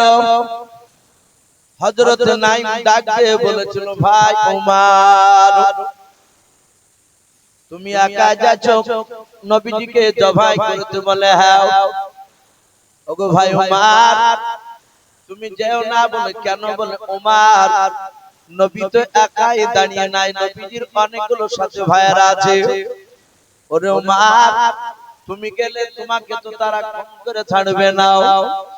উমর নাঈমের কথা শুনে ডাক দিয়ে বলেছিল, ওরে নাঈম ভাই, আমি মুহাম্মদকে মারতে যাচ্ছি, তোমার কেন এত দরদ নিয়ে পড়লো? বলো, এত কোন তুমি মহব্বত দেখাও। আমার মনে হয় তুমি কি সেই লোকটার দলের লোক হয়েছো যারা ইমানদার হয়, যারা আল্লাহওয়ালা হয় রে বাবা। পৃথিবীর শক্তিকে দেখে বাপকে ডরাই না, ভয় পাই না। হযরত নাঈম ডাক দিয়ে বলেছিল, ভাই শুনে নাও, শুধু আমি তার দলের লোক নয়, আমি তার সাহাবা হয়েছে, বলুন সুবহানাল্লাহ। আজ 3 দিন হলো কলমা পড়ে নিয়েছি। উমর বাপকে ডাক দিয়ে বলো, ভাই নাঈম, এতদিন তুই আমার বন্ধু ছিলি, আজ 3 দিন থেকে তুই আমার বন্ধু নাও, তুই আমার দুশমন হয়ে গেলি। এই নাঈম, আমি তোর নবীকে জবাই করার আগে নাঈম আমি তোকে জবাই করে নিয়ে চলে যাব। হযরত নাঈম বলেছিল, ভাই উমর, তুমি যদি আমাকে 10টা যদি তলোয়ার চালাও, এই উমর আমি তো নাঈম একটাও তো তলোয়ার চালাতে পারবো। ওরে উমর, তোমার দুটো হাত আছে, আমারও দুটো হাত আছে। উমর শুনে নাও, তোমারও শরীরে রক্ত, আমারও শরীরে রক্ত। ওরে উমর, আমাকে জবাই করার আগে, নবীকে জবাই করার আগে উমর তোমার বাড়িটা ভালো করে তুমি খোঁজ নাও গা। যাহাতে বলেছে বাড়ি খোঁজ নাও গা। উমর বলছে, নাঈম বাড়ি মানে? বলে, উমর তোমার বোন কটা? নাঈম তো জানে যে তোর বন্ধু আসা যাওয়া করত। উমর বলছেন, আমার বোন হচ্ছে একটা, নাম কি বলে? ফাতেমা। বিয়ে দিয়েছো ওই পাড়ায়? বলে, হ্যাঁ। তোমার দুলা ভাই সাইদকে আমিও চিনি। এই উমর, তুমি যেই নবীকে মারতে যাচ্ছ সেই নবীর কলমা, তোমার আপন কলিজার টুকরা বোন ফাতেমা আর সাইদ ওরা স্বামী স্ত্রী দুজনাই আর 4 দিন আগে কলমা পড়ে নিয়েছে, বলুন সুবহানাল্লাহ। বাপজি জাহাতে বাপজি এই কথাটা বলল, হযরত নাঈম রাদিয়াল্লাহু তাআলা আনহুর কথা শুনে ওমর বলছে, ভাই মিথ্যা বললি না তো? বলে, আমরা মিথ্যা বলি না। 4 দিন না 3 দিন আগে মিথ্যা বলতাম। 3 দিন হলো নবীর কলেমা পড়েছি, সেদিন থেকে মিথ্যা কথা বারণ করেছে আর বলি নাই। নবীর যারা ভক্ত হবে তারা কোনদিন মিথ্যা কথার ওয়াদা খেলাফ করবে না। সে আলেম হোক আর হাজী হোক আর যেই বেটা হোক না কেন, যদি ওয়াদা খেলাফ করে জানবেন সে প্রকৃত নবীর উম্মত হতে পারে। হযরত নাঈমের কথা শুনে ওমরের নবীর উপর যা রাগ ছিল, তার যে বাপজি 7 গুণ রাগ আরো বেড়ে গেল। ওমর ডাক দিয়ে বলল, নাঈম আমি এক্ষুনি যাব কলিজার টুকরা বোনের বাড়ি। যদি তোর কথা সত্য হয় তাহলে ফাতেমার সাইদ ওদের দুজনাকে ভালো করে শায়েস্তা করব, দরকার হলে জবাই করব, তারপর তোকে জবাই করে মুহাম্মদ সাল্লাল্লাহু আলাইহি ওয়াসাল্লামের মাথা কাটতে যাব। বলে, যাও। ওমর সোজা তলোয়ার হাতে করে নিয়ে নিজের বোনের বাড়ি থেকে দৌড়াচ্ছে। বোনের বাড়ির দরজার কাছে গিয়ে ওমর চিৎকার করে প্রথমে ডাকে না। কিতাবে লিখেছে ওমর দরজার কাছে গিয়ে এইভাবে কান লাগিয়ে দিয়েছে, দেখি বোনেরা কি গুনগুন করে আলোচনা করে। ওমর কান লাগিয়ে আছে আর ভিতরে বাপজি ওই দুজন সাহাবা সাহাবিয়া ফাতেমা আর সাইদ ওদের স্বামী স্ত্রীকে হযরতে খাব্বাব নামক একজন সাহাবা আল্লাহর রাসূলের হুকুম পেয়ে ওনাদের কাছে কোরআন তেলাওয়াত করছিলেন, বলুন সুবহানাল্লাহ। কোরআনের কথা বলছিলেন, তার ঈমান যেন আরো তাজা হয়। যাহাতে 3টা আয়াত উমরের কানে গিয়েছে বাবা, কানের ভিতর দিয়ে ডাইরেক্ট মগজে তার কলিজাতে গিয়ে বাপজি ধাক্কা লেগেছে। লাস্টের আয়াত ছিল ইন্নী আলাল্লাহ, এর মানে নিশ্চয় আমি আল্লাহ। ওমর দেখলে গলার আওয়াজটা অন্য জনা। ওমর চিৎকার করে বলছে, এই ফাতেমা, এই দরজা খোল। যাহাতে বাপজি চিৎকার করে আওয়াজ দিয়েছে ফাতেমার ভাইয়ের গলা, ওমরের গলা। ফাতেমা বুঝতে পেরেছে এ আমার ভাই ওমর এসেছে। আমরা কলেমা পড়েছি এটা জানতে পেরে দৌড়ে এসেছে। তার চিৎকার করে গলার আওয়াজ শুনে বুঝতে পেরেছে আমার ভাই রাগান্বিত বসে আছে। আমার ভাই এ তো আমাকে নিশ্চয় মারবে, আমার স্বামীকে মারবে। হযরতে ফাতেমা রাদিয়াল্লাহু তাআলা আনহা বাবা খাব্বাবকে ডাক দিয়ে বলুন, খাব্বাব ভাই তাড়াতাড়ি কোরআনটা নিয়ে তুমি ঘরের আড়ালে চলে যাও। খাব্বাব বলে, ওগো ফাতেমা আমরা মারকে ভয় পাই না। ফাতেমা বলে, শুনে নাও, আমি মারের ভয় তোমাকে আড়ালে যেতে বলি নাই, শুধু যেতে বলতে ওই কোরআনের জন্য কোরআনটা নিয়ে তুমি আড়ালে যাও। কারণ আমার ভাই উমর দেখতে মানুষের মতো, কিন্তু তার ভেতরটা চতুষ্পায় জানোয়ারের চেয়েও খারাপ। ফাতেমা জানে আমার ভাইয়ের কি বড় বদমাশ কাজ করে। এই খাব্বাব তুমি দৌড়ে চলে যাও, না গেলে হয়তো কোরআনটা ওমর জোর করে কেড়ে নিয়ে মাটিতে ফেলে দিয়ে পা দিয়ে হয়তো লাথ মারবে, আর পা দিয়ে লাথ মারে রে খাব্বাব। আমি ফাতেমা সহ্য করতে পারবো না। হযরত ওমর কয়েকবার চিৎকার করলাম, দরজা খুলতে বাকি দেরি হয়েছে। ওমরের বোনের ফাতেমা সঙ্গে সঙ্গে বাবা ওমর লাথের বাবা দরজা ভেঙে ফেললো। এখনকার মতো বাপজি আপনার লোহার গেট বাপজি তখন ছিল না ওই ঘরটায়।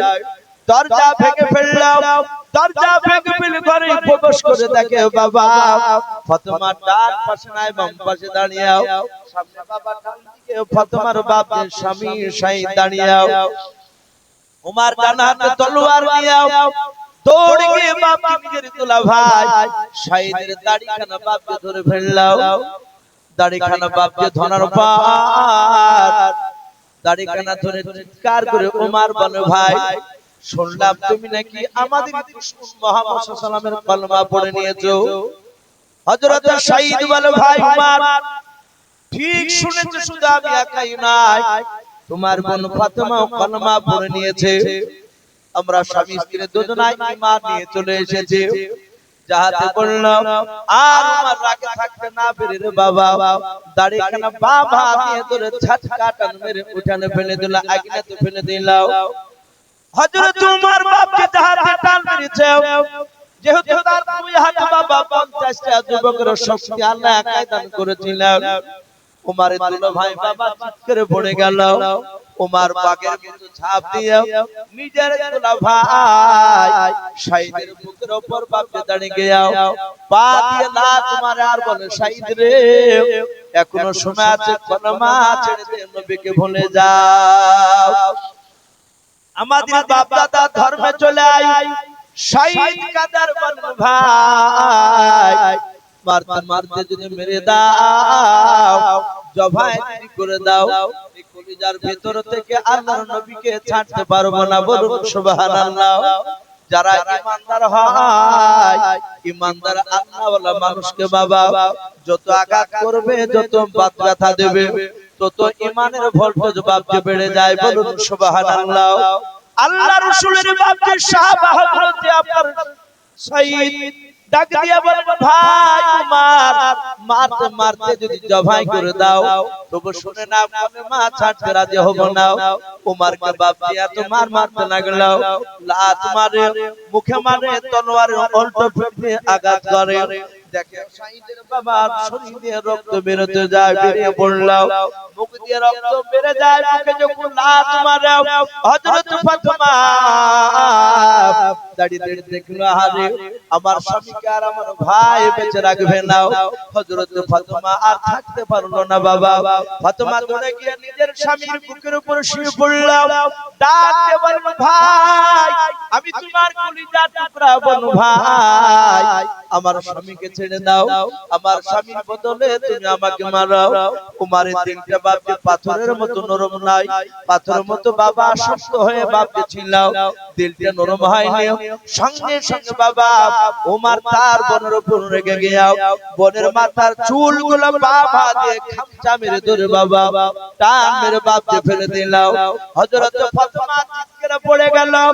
উমার বাবা ভাই শাইকে ছেড়ে দিয়ে রে বাবা নিজের আপনার কলিজার টুকরা বোনের উপর বুকের উপর দাঁড়াতে বাপজি তার দিল কাঁপলো না। বুকের উপর দাঁড়িয়ে চিৎকার করে বলে, ফাতেমা তুই এতদিন বোন ছিলি না, আজ থেকে তুই আমার বোন না, তুই আমার দুশমন। এই তলোয়ারের উল্টো পিঠ দিয়ে মারতে মারতে তোকে শেষ করে দিব। আমি পা দিয়ে লাত মেরে তোর বুকের পাতাগুলো ভেঙে দিব। হযরত ফাতেমার বাপজি বুকে লাত মারে, মুখে লাত মারে, তলোয়ারের উল্টো পিঠ দিয়ে বাপজি পায়ে মারে, হাত মারে। যেখানে মানে বাবা চামড়া কেটে বাপি রক্ত বেরিয়ে যায়। হযরত ফাতেমা কে মারছে আর উমর ডাক দিয়ে বলে তুই বল কলমা ছাড়বে কি না। হযরত ফাতেমা কাঁদেন আর বলেন ভাই মারতে মারতে যদি আমাকে ধুলার সাথে যদি মিশিয়ে দাও তবে আমার কলিজার ভিতর থেকে নবীকে ছাড়তে পারবো না। বলুন সুবহানাল্লাহ। উমর বাপকে মারতেছে, হযরত ফাতেমা কাঁদেন আর বলেন ভাই আমি অন্য কোন মেয়া নাই। ওগো ভাই একবার পেট থেকে আমরা তিন ভাই বোন বেরিয়েছিলাম। ওগো ভাই গো তোমার কি মনে পড়ে না আমি তোমার কলিজা টুকরা ছোট বোন, আমাকে তুমি মেলা তালায় যখন নিয়ে যেতে ছোটবেলায় আমি অনেকটা পূজার পর বলতাম ভাই আর হাঁটতে পারি নাই। ওগো আমার ভাই উমার সেই সময় তুমি আমাকে আদর করে তুমি কাঁধে তুলে নিতে দাও, আমার পায়ে ব্যথা করা জায়গায় তুমি ফু দিয়ে দাও। শুধু তাই না ভাই খাবার খেতে গেলেও ছোটবেলায় খাবার খেতে গেল ভাই ভাই বোনে একসঙ্গে খেতে গেলেও ভাই গো তুমি আমাকে খেতে দিতে না আমার হাত দিও, তোমার হাত দিয়ে তুমি আমাকে খাবার খেয়ে দিতে। ওরে ভাই এই হাত দিয়ে তুমি খাবার তুলে দিতে আমার মুখে, সেই হাত দিয়ে মারতে কি তোমার কলিজা কাঁপে না? তোমার কি হাতটা একটু তোমার হালে নাও? হযরত ওমর বাপি তখন তার তিনটা বাপি পাথরের মতো হয়ে আছে।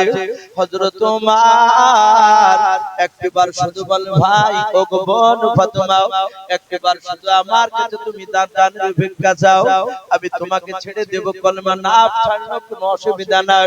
ফাতেমা বলে ওগো ভাই ওমর আল্লাহর রাসূল বলেছেন শুনে নাও সাহাবা সাহাবীরাও জীবন বলে চলে যায় একমাত্র আল্লাহ ছাড়াও কারো কাছে সাহায্য চাওয়া যাবে না, জানের ভিক্ষা চাওয়া যাবে না। ওগো ভাই তোমার আমি তোমার কাছে জানের ভিক্ষা নিব না, মারো তুমি জান ভরে তুমি আমাকে মারো। ওমর বাপজি আপনার মারতে মারতে দেখলেন মুহাম্মদ এমন জাদু করেছে জাদু থেকে বেরিয়ে আসে না। ওমর বাবা আপনার মারতে মারতে মারতে বন্ধ করে দিলাম।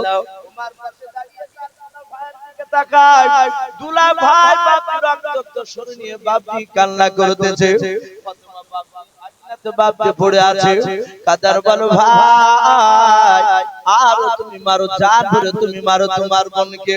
কিন্তু বাবা রে আল্লাহ কোরআন পাকে বলেছেন মাইয়াহদিল্লাহু ফালা মুদিল্লা লাহু ওয়া মাইয়ুদ্লিলহু ফালা হাদিয়া লাহু। আমার আল্লাহ বলেন আমি তাকে হিদায়াত বানাবো, পৃথিবীর মানুষ নাই তাকে গোমরাহ বানাতে পারবে, আর আমি যাকে গোমরাহ বানাবো পৃথিবীর মানুষ নাই তাকে হিদায়াত বানাবে পারবে। বাবা এই যে বাবরি মসজিদ বাপ যে তৈরি করব বলেছে বেলডাঙ্গায়, আপনাদের ফাতিনগর থেকে বাবরি গেট গিয়েছে আমি দেখেছি। ও বাবরি ভাইরা কোটি কোটি টাকা বাবরি মসজিদের মহব্বতে বাবরি দান করেছে মানুষ। যে বাবরি মসজিদ অযোধ্যায় প্রথম বাবা যেই বাবরি মসজিদের মিনারে হামপুড় মেরেছিল, কুড়োল মেরে হাতুড় মেরেছিল, আপনারা অনেকে জানেন সেই ব্যক্তি হিন্দু, ওই ব্যক্তি বাপজি ইসলামের দুশমন, ওই ব্যক্তি বাবা সে মুসলমান নয়, ওই ব্যক্তির নাম বালবীর সিং শুনেন না? সে মসজিদকে ভাঙার পর সে নিজে দাবি করে বলছে আমি এক নাই দুই নাই আমি মাস দিনে ঘুমাতে পারি নাই। বলুন সুবহানাল্লাহ। ওই বালবীর বলছে আমি যখন মসজিদের মিনার ভেঙে যখন আমি চলে গেলাম, ওই যে মিনারটা গম্বুজটা যখন ভেঙে চলে গেলাম, আমার মা বলেছিল বেটা তুমি মসজিদের মিনার ভাঙো নাই, গোটা পৃথিবীর মুসলমানের কলিজাটা তুমি ভেঙে দিয়ে চলে এসেছো। কিন্তু বাবা আল্লাহ বলেন আমি বালবীর সিংকে আমি হেদায়েতের নূর ভরে দিয়েছি তার দিলে। ও বাপজি ভাইরা অনেকে বাপজি হয়তো তার কথা শুনেছেন, আমি তার সাথে বেশ কয়েকটা বাপজি জালসা করেছে, তাকে নিয়ে আসা হয়েছিল। শুধু কান্না করছে আল্লাহর কাছে ক্ষমা চাই, জানি না আল্লাহ আমাকে maaf করবে কিনা। ও বাপজি ভাইরা মসজিদ ভাঙলো, আবার আল্লাহ তাকে দ্বীনের মধ্যে নিয়ে আসলেন। বলুন সুবহানাল্লাহ। আমার আল্লাহ বলেন মাইয়াহদিহিল্লাহু ফালা মুদিল্লা লাহু আমি যাকে হেদায়েত বানাবো পৃথিবীর মানুষ নাই বাপি তাকে গোমরা বানাতে পারবে। ও বাপ ভাইরাও, ওমর দিলের ভিতরে বাবা নূরের বাতি বাপ আল্লাহ জ্বালিয়ে দিয়েছে। ওমর ডাকতে বলে বোন ফাতেমা, তোমার মারলাও একবার তুই আমার কাছে জানের ভিক্ষা চাই নিলাও। বলে মা ছাড়বো না, এই কথা বলে মা ছাড়বে কথা বললি নাও। এই বোন ফাতেমা, আমি ভাঙার আগে, আমি তোকে ফাতেমা বলে ডাকার আগে দরজার গড়িতে কান লাগিয়েছিলাম। ওরে বোন ফাতেমা, কে যেন গুম গুম করে যেন কি যেন পড়তেছিল। এই বোন ফাতেমা, ইন্নি আল্লাহ, এই গলার আওয়াজ তোর গলার আওয়াজ না, এটা আমার ভাই শাহিদের গলা নয়। কে বলছিল বান? হযরত ফাতেমা বুঝতে পেরেছে দিলটা ভাই নরম হয়েছে। হযরত ফাতেমা ডাকতে বলেন ভাই, আমাদের সামনে খাব্বাব নামক একজন সাহাবা, উনি আমাদেরকে কোরআন শোনাচ্ছিলেন। খাব্বাব ঘরের ভিতর ভরা ছিল। ওমরের কথা শুনে বাপকে সুর নরম দেখে খাব্বাব বেরিয়ে বলেছিল, ভাই ওমর, আমি খাব্বাব কোরআন পড়ছিলাম, বলুন সুবহানাল্লাহ। ডাক দিয়ে বলেছিল ভাই কুরআনটা আমাকে দাও। ফাতেমা খাব্বাব বলে না ভাই, কুরআন হাতে নেওয়া যাবে না। বলে কেন? কুরআন তোমাকে ছুতে দেওয়া যাবে না, তুমি নাপাক অবস্থায় আছো। ও বাপ ভাইরা, ওমর বলল ছবো না, তোমরা পড়ে একটু শুনবো। কেউ বলেছেন সূরা তাহা, কেউ বলেছেন বাপ শোনা তওবা। হযরত বাপ ওমরের সামনে বাপ খাব্বাব পড়তে লাগলো। হযরত ওমরের কানে বাপ আঙ্গুল ভরা নাই, তুলা ভরা নাই। কুরআনটা যখন তার কলিজা থেকে বাপ ধাক্কা লাগলো, ওমর ডাকতে বলে বোন ফাতেমা, এত সুন্দর বাণী কোথায় পেলে বা? হযরত ফাতেমা কাঁদনার বলেন ভাই ওমর, যেই নবীর কলমা পড়ার জন্য তুমি আমাকে মারলে, আমার স্বামীকে মারলে, সেই নবীর উপর কোরআন নাযিল হয়েছে। ও বাপ ভাইরা, যখন এই কথা বললাম, ওমর ডাক দিয়ে বলেছিল আমার বোন, আর দেরি করো না, তাড়াতাড়ি তুমি নবীর কাছে আমাকে নিয়ে চলো। আমি নবীর মুখ থেকে আমি কোরআন পড়া শুনবো, আল্লাহর রাসূলের চেহারা কেন আমি দেখবো। আল্লাহর নবীর কাছে বাপ আমার দৌড়ে চলে গিয়েছিল। ও বাপ ভাইরা, নবী আমার সাহাবাদেরকে নিয়ে বাপ কথা বলছিলেন, একটু দূরে আল্লাহর নবীর সাহাবারা বলেন ওমরকে আমরা দেখলাম 50 থেকে 60টা দূরে থাকতে দেখলাম। আল্লাহর নবীর সাহাবারা আল্লাহর নবীকে ডাকতে বলেছিলেন, গো নবী, ওই দেখেন ওমর আপনার সাহাবা খাব্বাব আর ওমরের বোন ফাতেমা ওমরের দুলাভাই শাহিদ ওমর ধরে নিয়ে আসতেছে। আমাদের মনে হয় কলেমা পড়ার জন্য টেনে নিয়ে আসতেছে আপনার দরবারে। ওগো আল্লাহর নবী, আপনাকেও মারবে, আমাদেরকেও মারবে। ওমরের বন্ধেরকে ওমর জবাই করবে, বেঁচে রাখবে না। ওগো নবী, দয়া করে ওমর আপনার দরবারে আসার আগে একবার আপনি আমাকে হুকুম দিয়ে দেন। আমরা ভাইরা আছি, সাহাবারা আছি, ওমর আপনার দরবারে আসার আগে আমরা দৌড়ে গিয়ে ওমরকে জবাই করে জাহান্নামে পাঠিয়ে দেব। আল্লাহর নবী তাকে দেখুন ওমর, আল্লাহর রাসূল এইভাবে সাহাবাদের দিকে তাকিয়ে বলেন, সাহাবারা তোমরা কি অন্তরের খবর জানো? বলে নাও, আমাদের আকে দাও। আসমান জমিনের ভিতরে অন্তরের খবর কে জানেন? একটু জোরে বলে আমার আল্লাহ। হযরত নবী বলেন, ওগো সাহাবা তোমরা কি জানো? ওমর আমাকে মারতে আসছে। বলে হুজুর না, অন্তর খবর জানি না, কিন্তু যেহেতু আমাদের দুশমন আপনার দুশমন, তাই ধারণা করছি মনে হয় আপনাকে মারতে আসছে, আমাদেরকে মারবে। আল্লাহর নবী বলেন এটা না হতে পারে, উল্টা হতে পারে। ওমর হয়তো আমার কাছে কলমা পড়তে আসতে পারে। ও সাহাবারা, কেউ যেন তোমরা এখান থেকে সামনের দিকে যাবা না। আল্লাহর নবী সাহাবাদেরকে দাঁড়াতে বললেন। সাহাবারা বাবা বলল, নবী আর যাব না, যেহেতু বারণ করেছেন আপনি। আল্লাহর রাসূল ওমর কাছে দেখছেন চলে আসছে। ওমর নবীকে তার আগে বাপি চেহারা দেখে না, নবীকে দেখলে চোখ বাপ আড়াল করে নিত। আল্লাহর নবী থাকতে পারলেন না, নিজের জায়গা থেকে আল্লাহর নবী বাপকে দৌড়ে চলে গেলেন।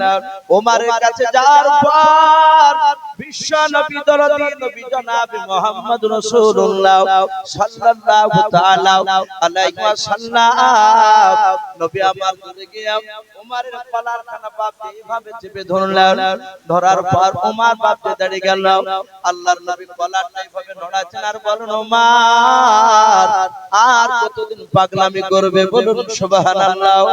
ও বাপজি ভাইরা, আল্লাহর রাসূলের কথা যারা একটু শান্তভাবে যারা মহব্বতে বাপজি শুনতো, তারা বাবা ঈমান না নিয়ে থাকতে পারতো না বলুন সুবহানাল্লাহ। ওমর রাসূলের চেহারার দিকে ফালফাল করে চেয়ে আছে, নবীজির চেহারাখানা দেখে ওমর বাবা আশ্চর্য। ও বাবা, হযরত আবু বকর বলেন পূর্ণিমার দিন চাঁদ সেই রাত্রি বেলা হযরত আপনার আব্দুল ইবনে মাসউদ রাদিয়াল্লাহু তাআলা আনহু বলেন, আমি আর আবু বকর আর নবীর সঙ্গে আমরা দুজন সাহাবা ছিলাম। পূর্ণিমার চাঁদ বাবা আকাশে সে রাত্রি বেলা মরুভূমির ময়দান দিয়ে যাচ্ছিলাম। হঠাৎ করে নবী দাঁড়িয়ে গেলেন। আল্লাহর নবীর বন্ধু আবু বকর দাঁড়ালেন, আমিও দাঁড়ালাম। হযরত আব্দুল্লাহ ইবনে মাসউদ রাদিয়াল্লাহু তাআলা আনহু বলেন, আল্লাহর নবীর বন্ধু আবু বকর এভাবে একবার নবীর চেহারার দিকে তাকায় আর একবার এইভাবে বাপজি আকাশের চাঁদের দিকে বাপজি তাকায়। হযরত আব্দুল্লাহ ইবনে মাসউদ বলেন, আবার দেখলাম আবু বকর আর একবার নবীর এইভাবে চেহারার দিকে চেয়ে দেখার পর আর একবার পূর্ণিমার চাঁদের দিকে বাপজি তাকায়। এভাবে কয়েকবার তাকানোর পর আল্লাহর নবীকে ডাক দিয়ে বললেন, গো নবী গো, খোদার কসম করে বলেন, আমি আপনার চেহারার দিকে তাকিয়ে দেখলাম আর আসমানে পূর্ণিমার চাঁদের দিকে তাকালাম। ওগো আল্লাহর নবী, যে চাঁদে দাগ আছে ও নবী আপনার চেহারাতে দাগ নাই বলুন সুবহানাল্লাহ। এত নবীর চেহারাখানা বাপজি ছিল। আল্লাহর রাসূলের বাপজি চেহারাখানা ওমর দেখছেন আর চোখ দিয়ে বাপজি ঝরঝর করে ওমরের পানি ঝরছে। আল্লাহর নবী বলেন, ওমর আমি তোমার দুশমন নই, একবার তুমি আমার মুখের দিকে মহব্বতের নজরে তুমি তাকাও। ওরে ওমর, অনেক পাগলামি করা হয়েছে, আর পাগলামি করো না রে ওমর, আর কতদিন পাগলামি করবে বলো। নবী ওমরের গলা ধরে কাঁদেন আর বলেন, ওমর সাথে ভাইরাও, শুধু তোমার ভাই প্রকাশে কলমার দাওয়াত দিতে পারা যায় না, করা যায় না। ওরে ওমর, তোমার সাথে ভাই নিয়ে কবে তুমি দ্বীনের দাওয়াত দিতে যাবা বলুন সুবহানাল্লাহ। ও বাবা ভাইরাও, হাজার হাজার সাহাবায়ে কেরাম উমরের কথা শুনছিল। ওমর ওই সময় নবীর পায়ে তলে বাবা তলোয়ার খানা রেখে দিও। আল্লাহর নবীর পা দুখানা ধরে বল, নবী গো, এদিকে আপনাকে আমি চিনতে পেরেছিলাম না, আজ চিনতে পেরেছি নবী গো। ও নবীজি, আপনি ইচ্ছা করেন তলোয়ার দিয়ে আপনি আমাকে জবাই করে দেন। ওগো নবী, যদি আপনি আমাকে জবাই না করেন, যদি আমাকে maaf করে দেন, ও নবী আপনার কলমা পড়ে মুসলমান বানিয়ে নেন বলুন সুবহানাল্লাহ। ও বাবা ভাইরাও, আল্লাহর নবী দরদি নবী জনাব মুহাম্মদ রাসূলুল্লাহ সাল্লাল্লাহু তাআলা আলাইহি ওয়াসাল্লাম আল্লাহর দরদি নবীর বাবা সময় ওমরকে জোরে জোরে বাবা হাত কানা ধরে বুকের সাথে জোরে জোরে কপাল চুমা দিয়ে আল্লাহর নবী বলেন, ওমর আমি তোমার নবী দুনিয়াতে বদলা নিতে আসি নাই বলুন সুবহানাল্লাহ। আল্লাহর রাসূল ক্ষমা করে দিয়ে বলেন, ওমর কলমা পড়ে নাও। ওমর কলমা পড়ে নিয়ে ওমর বলছেন, গো ভাই, ও আমার সাথে ভাইরাও, ওগো নবীর সাহাবারা, এইভাবে আল্লাহর নবী আমি তলোয়ার নিয়ে মারতে এসেছিলাম। সাহাবারা সবাই শুনে বাবা চুপ হয়ে গেল। আল্লাহর নবীজির পা দুখানা ধরে ওমর কাঁদেন আর বলেন, ওগো আল্লাহর নবীজি, সেই দিন আমি আপনার কাছে অন্যায় করে ফেলেছিলাম, নবী আপনার পা দুখানা ধরে ক্ষমা চাই, আপনি তো মেহেরবান করে আপনি আমাকে ক্ষমা করে দেন। ও বাবা ভাইরা, আমি সেই নবীজির বাপকে কথা বলছিলাম। আল্লাহর রাসূল বসে যাও। আল্লাহর নবী বাবা এভাবে এক তিন চার করে বাবা সবারই বাবা হাত ধরে ধরে ক্ষমা চাইছিলেন। আল্লাহর নবীর সাহাবা আবু বকর সিদ্দিক রাদিয়াল্লাহু তাআলা আনহু তিনি দেখলেন অনেকগুলো সাহাবা রয়েছে, আমরা কয়েক হাজার সাহাবা রয়েছি, নবী এইভাবে এক এক করে যদি ক্ষমা চায়, এটা আমাদের নবীজিকে বেয়াদবি করা হচ্ছে, কারণ নবীজির জীবনের ডান দিকের বাম দিকের সামনে পেছন দিকের চারিদিকের গুনাহ মাফ, বলুন সুবহানাল্লাহ। নবীর গুনাহ আছে বা নবীজির কোন দিকের গুনাহ নাই, শুধু আপনার আমার নবী শুধু নাই, প্রতিটা নবী রাসূলরা তারা নিষ্পাপ, তারা বেগুনাহ, তারা গুনাহ করে না। হযরত আবু বকর দেখলেন এইভাবে সব সাহাবার কাছে ক্ষমা চাইবেন না, এইভাবে নবীকে ক্ষমা চাইতে দেওয়া যাবে না। আল্লাহর নবী দরুদ নবী, রহমতের নবী, এইভাবে ক্ষমা সবারই কাছে চাইতে দিব না। হযরত আবু বকর নবীর সামনে গিয়ে হাতখানা ধরে বলছেন, ইয়া রাসূলুল্লাহ, আপনার সবচেয়ে আমি দামি সাহাবা আপনি বলেছেন। নবী বলেন, হ্যাঁ আমি বলেছি। বলো কি করতে হবে? হযরত আবু বকর সিদ্দিক রাদিয়াল্লাহু তাআলা আনহু বলেন, ওগো নবী, প্রতিটা সাহাবার কাছে ক্ষমা চাইবেন। আপনি যে আমাকে দামি সাহাবা বলেছেন, এইজন্য প্রতিটা সাহাবা আমাকে সবার চেয়ে দামি বলে সম্মান দেয়, আমাকে বড় বলে মানে। ওগো নবী, আপনি এইভাবে ক্ষমা চাইবেন না। আমি আবু বকর সব সাহাবার তরফ থেকে আমি আপনাকে একবারই maaf করে দিলাম। ওগো নবী, আপনি সবার কাছে ক্ষমা চাইতে হবে না, আপনি প্রতিটা সাহাবার দিকে লক্ষ্য করে আপনি একবার সবাইকে ক্ষমা করে দেন। আল্লাহ রাসূল বললেন, সাহাবা আবু বকর কারো আপত্তি থাকবে না? বলে না। আমার সামনে কোন সাহাবা উঁচু গলায় কথা বলে না। নবীর সাহাবা আবু বকর বলেন, আমি সব সাহাবার পক্ষ থেকে maaf করে দিলাম আপনাকে, আপনিও maaf করে দে। নবী বলেন, এই আবু বকর, আমিও সব সাহাবাকে অন্তর থেকে ক্ষমা করে দিলাম। যাহাতে বাবা ক্ষমা করে দিলাম বলেছে নবী আমার। আর ওই সময় হাজার হাজার সাহাবার মধ্যে থেকে রে বাবা একজন দামি সাহাবা, যিনার নাম কিতাবে এসেছে হযরত বাবা, ওই সাহাবা ওই জায়গায় সাদ ইবনে আবি ওয়াক্কাস রাদিয়াল্লাহু তাআলা আনহু বাবা, ওই সাহাবা মাহফিলের মাঝ থেকে বাপকে হাত উঁচু করে বলেন, নবী গাও সব সাহাবা ক্ষমা করে দিতে পারে, কিন্তু নবী গাও আমি আপনার সাহাবা সাদ ইবনে আবি ওয়াক্কাস, আমি আপনাকে আজ maaf করব না, প্রতিশোধ নিতে চাই। বলুন সুবহানাল্লাহ। একজন সাহাবা হযরত সাদ ইবনে আবি ওয়াক্কাস রাদিয়াল্লাহু তাআলা আনহু তিনি বাপকে দাঁড়িয়ে বলছেন, আমি রাসূলকে চাবুক দিয়ে না মারা পর্যন্ত আমি ক্ষমা করব না। বলুন সুবহানাল্লাহ।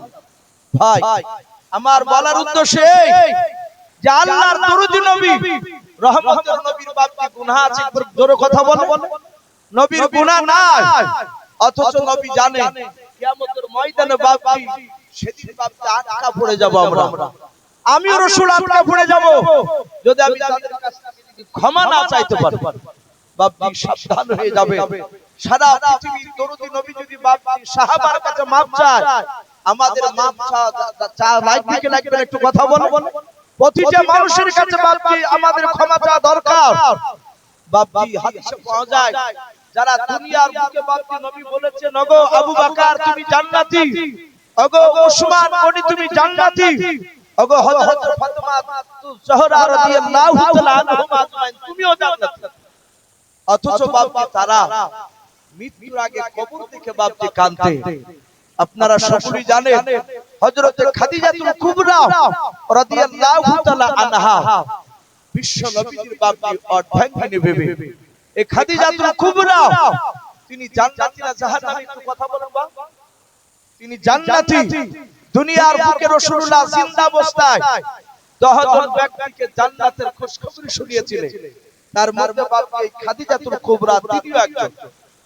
এই খাদিজা বাড়িতে আছেন বিশ্বনবী যেদিন মেরাজ থেকে বাপজি ফিরে আসে, জান্নাত জাহান্নাম সব দেখে এসে ফজর নামাজ পড়ে সাহাবাদের সামনে আলোচনা করলেন। সাহাবারা নবীর সব কথা শুনলেন। শোনার পরে হাদিসে পাওয়া যায় বাপজি ওখানে একজন সাহাবা ছিলেন না, তিনার নাম হযরত আবু বকর সিদ্দিক রাদিয়াল্লাহু তাআলা আনহু। আপনারা সকলেই জানেন বিশ্বনবী দরদি নবী, রহমতের নবী রাত্রি বেলায় ফজরের যখন নামাজ পড়তে আসতেন মক্কা নগরে, নবী মদিনাতে যাওয়ার আগে তখন মক্কার আবু জেহেল বেঈমানেরা তারা মসজিদের দেওয়ালে এসে কান লাগাতো যে মুহাম্মদ সাল্লাল্লাহু আলাইহি ওয়াসাল্লাম নতুন কি আবিষ্কার করেছে রাতে। আবু জেহেল, উতবা, সাইবা, আবু সুফিয়ান এসব বড় বড় বাপি নেতারা তারা কথাগুলো নবীজির মেরাজের ঘটনা সব শুনল, জান্নাত জাহান্নামের সব ঘটনা শোনার পরে অমনি আবু জেহেল দেখলে এত বড় মিথ্যা কথা আর তো সহ্য করা যায় না। অমনি দৌড়িয়ে এসে বাপ মসজিদে মক্কা নগরে বাপজি দরজায় এই আব্দুল্লাহর ছেলে এই মিথ্যাবাদী। নবী বললেন, চাচা আমি মিথ্যাবাদী কেন?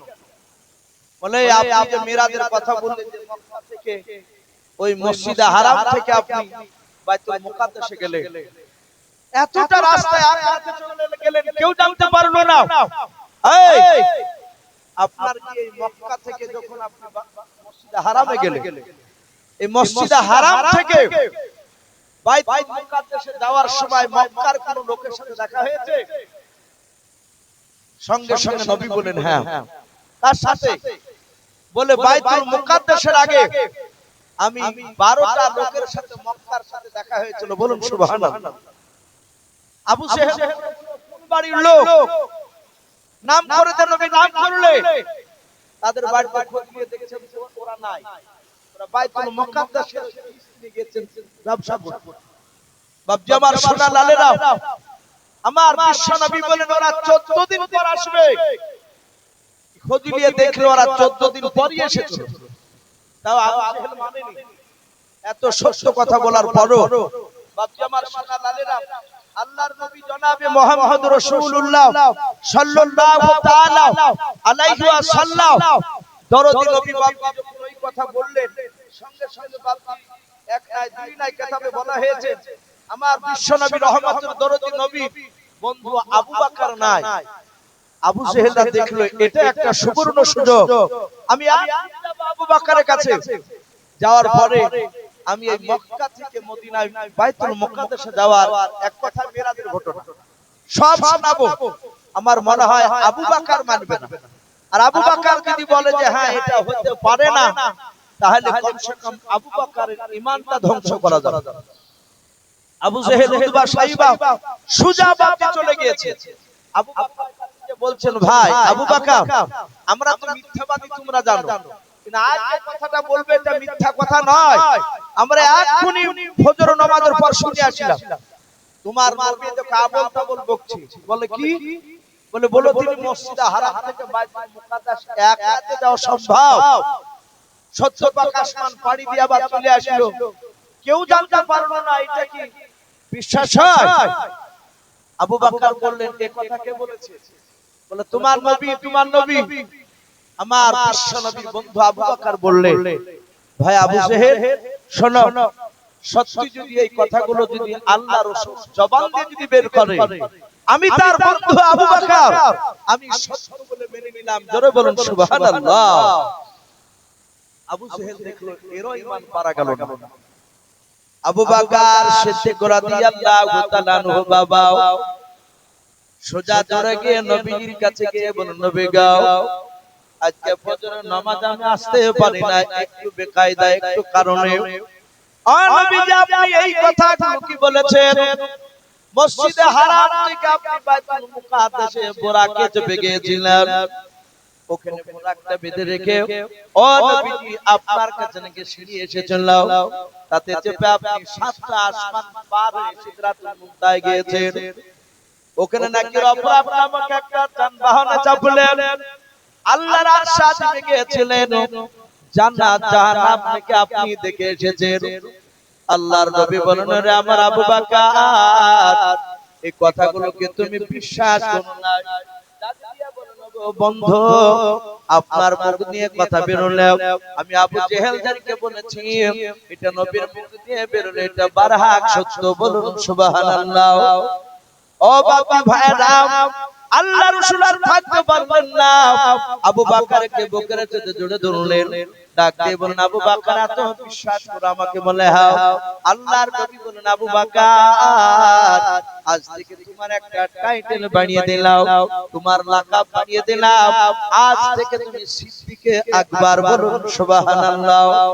এই জন্য হযরত আবু বকর সিদ্দিক বলা হয়, আবু বকর সত্যবাদী বলা হয়। ও বাবি ভাইরা, এই কথাটা বলার পর আল্লাহর নবীজি খাদিজার কাছে গিয়ে বললেন, ওগো খাদিজা তুমি কাছে এসো। খাদিজা কাছে চলে আসলেন। আল্লাহর নবী খাদিজার হাত ওখানে ধরে বলেন, খাদিজা আমি আজকে গত রাত্রি বেলায়, শুনে নাও, আজ রাত্রি বেলায় আমি আসমান পার করে আমি আল্লাহর সাথে দিদার করতে গিয়েছিলাম আরশ আযমে। আল্লাহ রাসূল খাদিজার কাছে সব ঘটনা খুলে বললেন, ডাক দিয়ে বলেন, খাদিজা জান্নাত জাহান্নাম সব ঘুরে ঘুরে দেখলাম। ওগো খাদিজা শুনে নাও, আমি জাহান্নামে গিয়ে দেখলাম বেশিরভাগ নারীরা তারা জাহান্নামের আগুনে পড়তেছে। পুরুষের তুলনামূলক নারীরা বেশি জাহান্নামী হয়েছে। এই খাদিজা আমি তোমার পয়গম্বর, রাসূল তোমার আমি স্বামী। শুনে নাও খাদিজা, কুরআন অনুযায়ী আমার রাসূল ডাকে বলেন, আমি তোমার রাসূল পয়গম্বর, আমার কথা মোতাবেক খাদিজা যদি না চলো খাদিজা ইন্তেকাল করার পর জাহান্নামে তোমার জায়গা হয়ে যাবে। এই খাদিজা কবর কঠিন ভয়ঙ্কর, শুনে নাও, কবরের আযাব তুমি সহ্য করতে পারবে না। ও খাদিজা তুমি কুরআন অনুযায়ী তোমার নবী যেইভাবে বলবে সেইভাবে চলবা, তার বাইরে যেন তুমি যাবা না। খাদিজা বলে, স্বামী চিন্তা করবেন না, আমি আপনার কথার বাইরে আমি যাই না, আমি আল্লাহ যেইভাবে চলতে বলে সেইভাবে চলি। হযরত খাদিজার কাছ থেকে বাবা আল্লাহর নবীজি চলে গেলেন। নবী আবার মক্কাতে গিয়ে বাবা মসজিদে বাবা নামাজে দাঁড়িয়ে গিয়েছে। হযরত খাদিজা রাদিয়াল্লাহু তাআলা আনহা বাবা খাদিজাতুল কুবরা রাদিয়াল্লাহু তাআলা আনহা ঘর থেকে বাপ যে বেরিয়ে আল্লাহর রাসূলকে বাপ যখন দরজা থেকে বাপ বিদায় করে দিলেন, নবী আমার মসজিদে চলে গেলেন। হযরত খাদিজা আগিনাতে বাপ হঠাৎ করে বাপ বসে পড়ল। বসার পর খাদিজা হাওমা করে বাপ কান্না শুরু করে দিলেন। বাবা খাদিজার কান্না থেকে হযরত খাদিজার কলিজার টুকরা বেটি মা ফাতেমা জোহরা রাদিয়াল্লাহু তাআলা আনহা বাবা ঘরের ভিতরে ছিল। হযরত ফাতেমা ছোট মেয়ে বাপ যে বেরিয়ে আসেন 8 বছর বয়স, কোন রাবি লিখেছেন। হযরত ফাতেমা দৌড়ে চলে আসলেন। খাদিজা চিৎকার করে গলার আওয়াজ শুনে বাবা ফাতেমা দৌড়ে এসে দেখে খাদিজা কাঁদতে কাঁদতে বাবা মাটিতে বেহুশ হয়ে বাপে পড়ে গেল। আল্লাহর নবী দরদি নবী আমার জনাব মুহাম্মদ রাসূলুল্লাহ সাল্লাল্লাহু তাআলা আলাইহি ওয়াসাল্লাম দরদি নবী আমার সঙ্গে সঙ্গে বাবা ওই মসজিদে মক্কাতে আছে। হযরত ফাতেমার কাছে এসে বলেন, মা ও মা তোমার কি হলো, কাঁদতে কাঁদতে কেন তুমি মাটিতে পড়ে গেলাও? হযরত খাদিজাকে কয়েকবার মা মা করে ডাকলো। খাদিজার বাপ চালা শব্দ নাই, জবানের আওয়াজ নাই। দেখলে তার থাপড়া বেড়ে গিয়েছে। হযরত ফাতেমা খাদিজাকে বাপে রেখে দিয়াও। দেখলেন আমার আব্বা কোথায় আছে, দৌড়ে যায়। হযরত ফাতেমা জানেন আব্বা মসজিদে থাকে, আর মসজিদে যদি না থাকে তাহলে আমার আব্বা বাইরে বাপকে আপনার অন্য জায়গায় দিনের দাওয়াত দিতে চলে গিয়েছে। হযরত ফাতেমা জোহরা রাদিয়াল্লাহু তাআলা আনহা দৌড়ে বাপকে চলে গেলেন। যার পর মসজিদে গিয়ে বাপকে সালাম দিলেন, আসসালামু আলাইকা ইয়া মসজিদ। যাহাতে বাপকে সালাম দিয়েছে আল্লাহর নবীজি বাপকে নামাজে দাঁড়িয়ে হযরত ফাতেমা জোহরা রাদিয়াল্লাহু তাআলা আনহা কলিজার টুকরা বাবা আল্লাহর নবীজির কলিজার টুকরা পেটে যখন দরজার কাছে দাঁড়িয়ে বলেন, ওগো আব্বা আর নামাজ আপনি পড়েন না, তাড়াতাড়ি নামাজটা সমাপ্ত করুন। ওগো আমার আব্বা আপনি দৌড়ে চলুন, আমার জনম দক্ষিণ মা আমার মনে হয় আর বেঁচে না। আল্লাহ রাসূল বাপকে ফাতেমার গলার কান্নার আওয়াজ বাবা সেই অবস্থায় নবীজি বাপি কান শুনতে পেয়েছেন। আল্লাহর নবী যে ফাতেমার কান্না সহ্য করতে পারতেন না। ও বাপকে ভাইরা হাদিসে পাওয়া যায় সাহাবাদেরকে নিয়ে আল্লাহর নবীজি কথা বলছিলেন। একজন সাহাবা এইভাবে বাপকে মাথা তুলে দেখলেন ফাতেমা হেঁটে হেঁটে আসতেছে নবীর দরবারে। সাহাবা বলে নবী গো, ওই দেখেন আপনার কলিজার টুকরা বিটি ফাতেমা আপনার দিকে আসতেছে। আল্লাহর নবী তাকে দেখেন মা ফাতেমা আসতেছে। আল্লাহর নবী আর বাপজি থাকলেন না, নবীজি এত ভালোবাসতেন তার কলিজার টুকরা বিটি মা ফাতেমা জোহরাকে। আল্লাহর নবীজি হেঁটে হেঁটে বাপজি চলে গেলেন, দেখছেন আপনার ফাতেমা আসতেছে, নবীও যেতেছে। নবী আমার ফাতেমার কাছে গিয়ে সালাম দিলেন, আসসালামু আলাইকুম। যাহাতে ফাতেমা সালামের উত্তর দিলেন, আল্লাহর নবীজি ফাতেমার কাছে বলেন, মা ও মা তুমি কেন আমার দরবারে হাঁটে যাচ্ছিলে বললাম। ফাতেমা বলেন, আব্বা গো আমি আপনার দরবারে একটা কাজ নিয়ে যাচ্ছিলাম। আল্লাহর নবী বলেন, ফাতেমা তুমি আমার কাছে না এসে তুমি আমার জামাই আলীকে দিয়ে খবর দিলে আমি চলে যেতাম।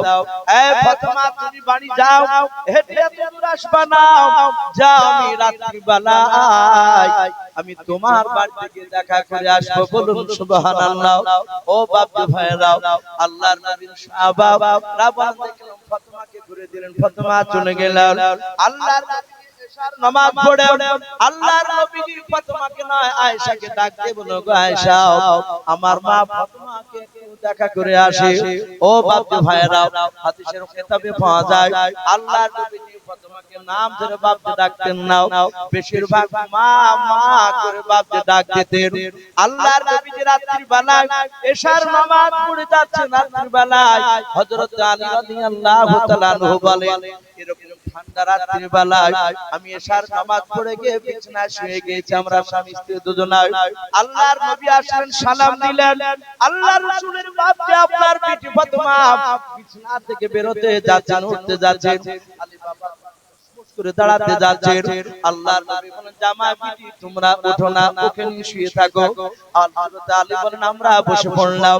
আল্লাহর নবী এসে একই বিছানায় এসে কাঁথা লেপ তুলে আল্লাহর নবী পা ভরে দিয়ে বসে পড়লেন। আমরা সকলে বসে আছি। আল্লাহর নবী বলেন, ওগো আমার মা এবার বলো দিনের বেলা তুমি কেন আমার কাছে যাচ্ছিলে বলো। হযরত ফাতেমা জোহরা ডাক দিয়ে বলেন, নবী গো ওগো আব্বা জান, এই দেখেন আমার হাতে জাতা টানতে টানতে গিয়াও, গম পিসাই করতে গিয়া, জব পিসাই করতে গিয়াও দেখুন আমার হাতের চামড়া পুছা উঠে গিয়েছে। ওগো আল্লাহর নবী আপনার কাছে নাকি দুটো বাদি রয়েছে।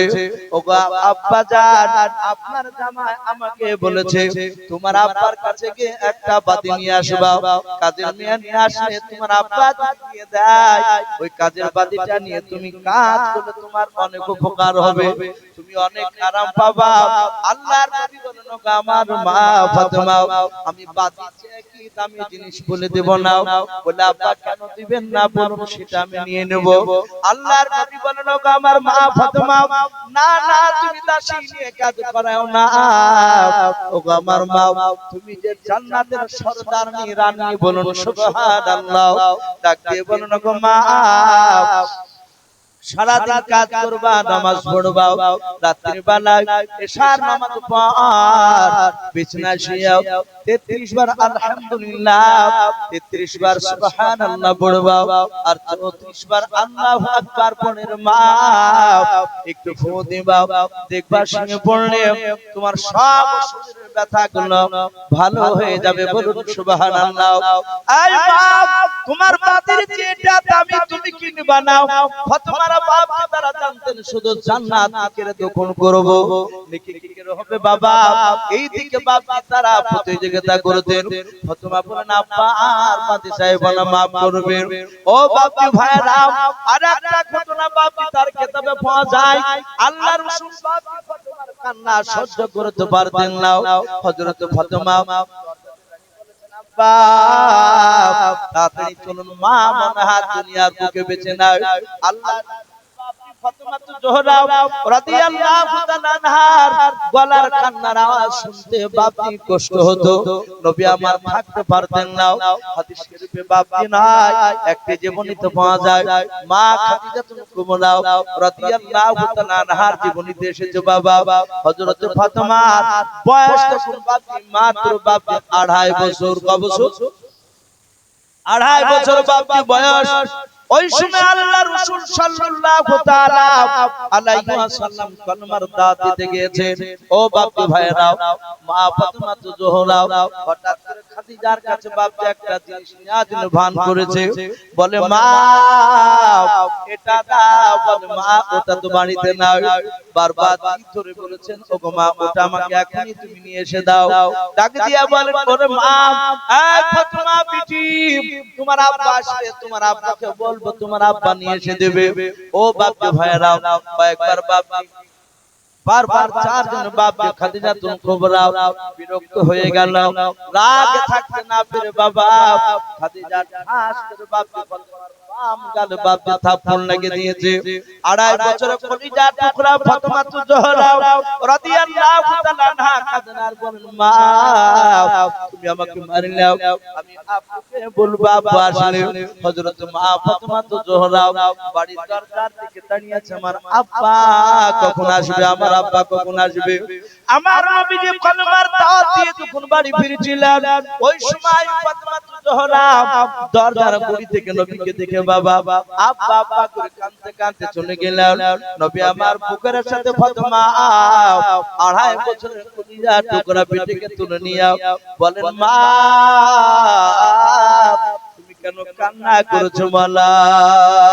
হযরত ফাতেমা সব কথা খুলে বললেন, ওগো আব্বু আব্বা আমাকে দেখে কেন মেরেছে আমার মা। দেখছেন ফাতেমার গালে 5টা আঙ্গুলের খাদিজার হাতের দাগ বসে আছে আঙ্গুলে।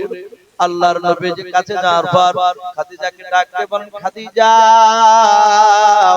ও খাদিজা শুনে নাও, এই খাদিজা, এই খাদিজা শুনে নাও রে খাদিজা, তুমি আমার মাকে কেন মেরেছো বলো? ও খাদিজা তুমি কেন মেরেছো আমার মাকে? ও বাপজি ভাইরা, আল্লাহর নবী বলেন খাদিজা শুনে নাও, এই তুমি আমার ফাতেমাকে মারো নাই, তুমি তোমার বিশ্ব নবীর কলিজাতে মেরেছো। ওগো আমার খাদিজা তুমি কি জানো না, ছোটবেলা থেকে শুনে নাও আমি আমার মাকে বেশি দিন মা বলে ডাকতে পাই নাই। আমি মার পেট থেকে জন্ম নিয়ে 4-5 দিন আমিনার দুধ খেয়ে আমি হালিমাতুল সাদিয়ার বাড়িতে চলে গিয়েছিলাম। ওখানে আমি এক না দুই নাই 6 বছর ধরে আমি হালিমাতুল সাদিয়ার বাড়িতে ছিলাম। ওখান থেকে বাড়ি আসলাম, আমার 6 বছর বয়সে আমি আমিনাকে মা মা করে বেশি দিন ডাকতে পাই না। আমি আমার মাকে নিয়ে নানার বাড়িতে গিয়েছিলাম। ও খাদিজাতুল কুবরা শুনে নাও, আমার আমিনা কে আমি নানার বাড়ি থেকে আসার সময় শুনে নাও মাকামে আবওয়াই, যেখানে আমার আব্বা ইন্তেকাল করেছেন, কবর রয়েছে, ও জায়গায় আব্বা জিয়ারত করে আসার পর আর জনম দক্ষিণ মাকে আমি জিন্দা দেখতে পাই না। ওরে আমার খাদিজা, আমি আমার মা আমিনাকে বেশি মা মা বলে ডাকতে পাই না। ওরে আমার খাদিজা শুনে নাও, যখনই শুনে নাও তোমার পেট থেকে ফাতেমা জোহরা জন্ম নিলাম। ওগো আমার খাদিজা, আমার ফাতেমা কতটা আমার মা আমিনার মতো দেখতে, বলুন সুবহানাল্লাহ। ওরে আমার খাদিজা, সেই দিন থেকে শুনে নাও আমার ফাতেমাকে আমি মা বলে চিৎকার করে ডাক দিলে শুনে নাও আমার মনে হয় আমার মা আমিনাকে ডাক দিলাম, বলুন সুবহানাল্লাহ।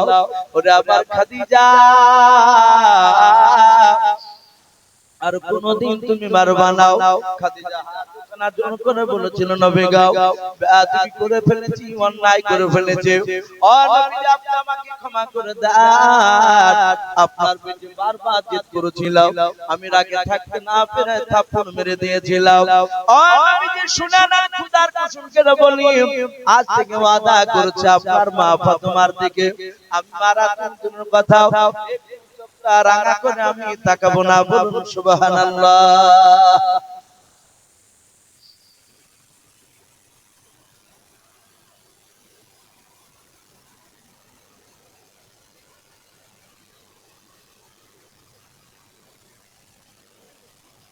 ভাই আমি বলছিলাম আল্লাহর নবী জনাব মুহাম্মদ রাসূলুল্লাহ সাল্লাল্লাহু তাআলা আলাইহি ওয়াসাল্লাম ফাতেমার হাতখানা ধরে বাবা মসজিদ থেকে নিয়ে সোজা খাদিজার কাছে বাপকে চলে গেলেন। আল্লাহর নবী বাবা বলেন ওগো ফাতেমা ঘর থেকে ঠান্ডা পানি নিয়ে এসো। হযরত ফাতেমা জোহরা রাদিয়াল্লাহু তাআলা আনহা ঠান্ডা পানি নিয়ে বাপে চলে আসলেন। আল্লাহর নবী যে খাদিজার চেহারায় বাপে ছিটা মারলেন, খাদিজার জ্ঞান ফিরল। আল্লাহর নবী বলেন, খাদিজা, ও খাদিজা শুনে নাও, তুমি কেন কান্না করতেছো? ওগো খাদিজা, তুমি কান্না করবে না, কেন তুমি এইভাবে বেহুশ মাটিতে পড়ে গিয়েছিলে বলা?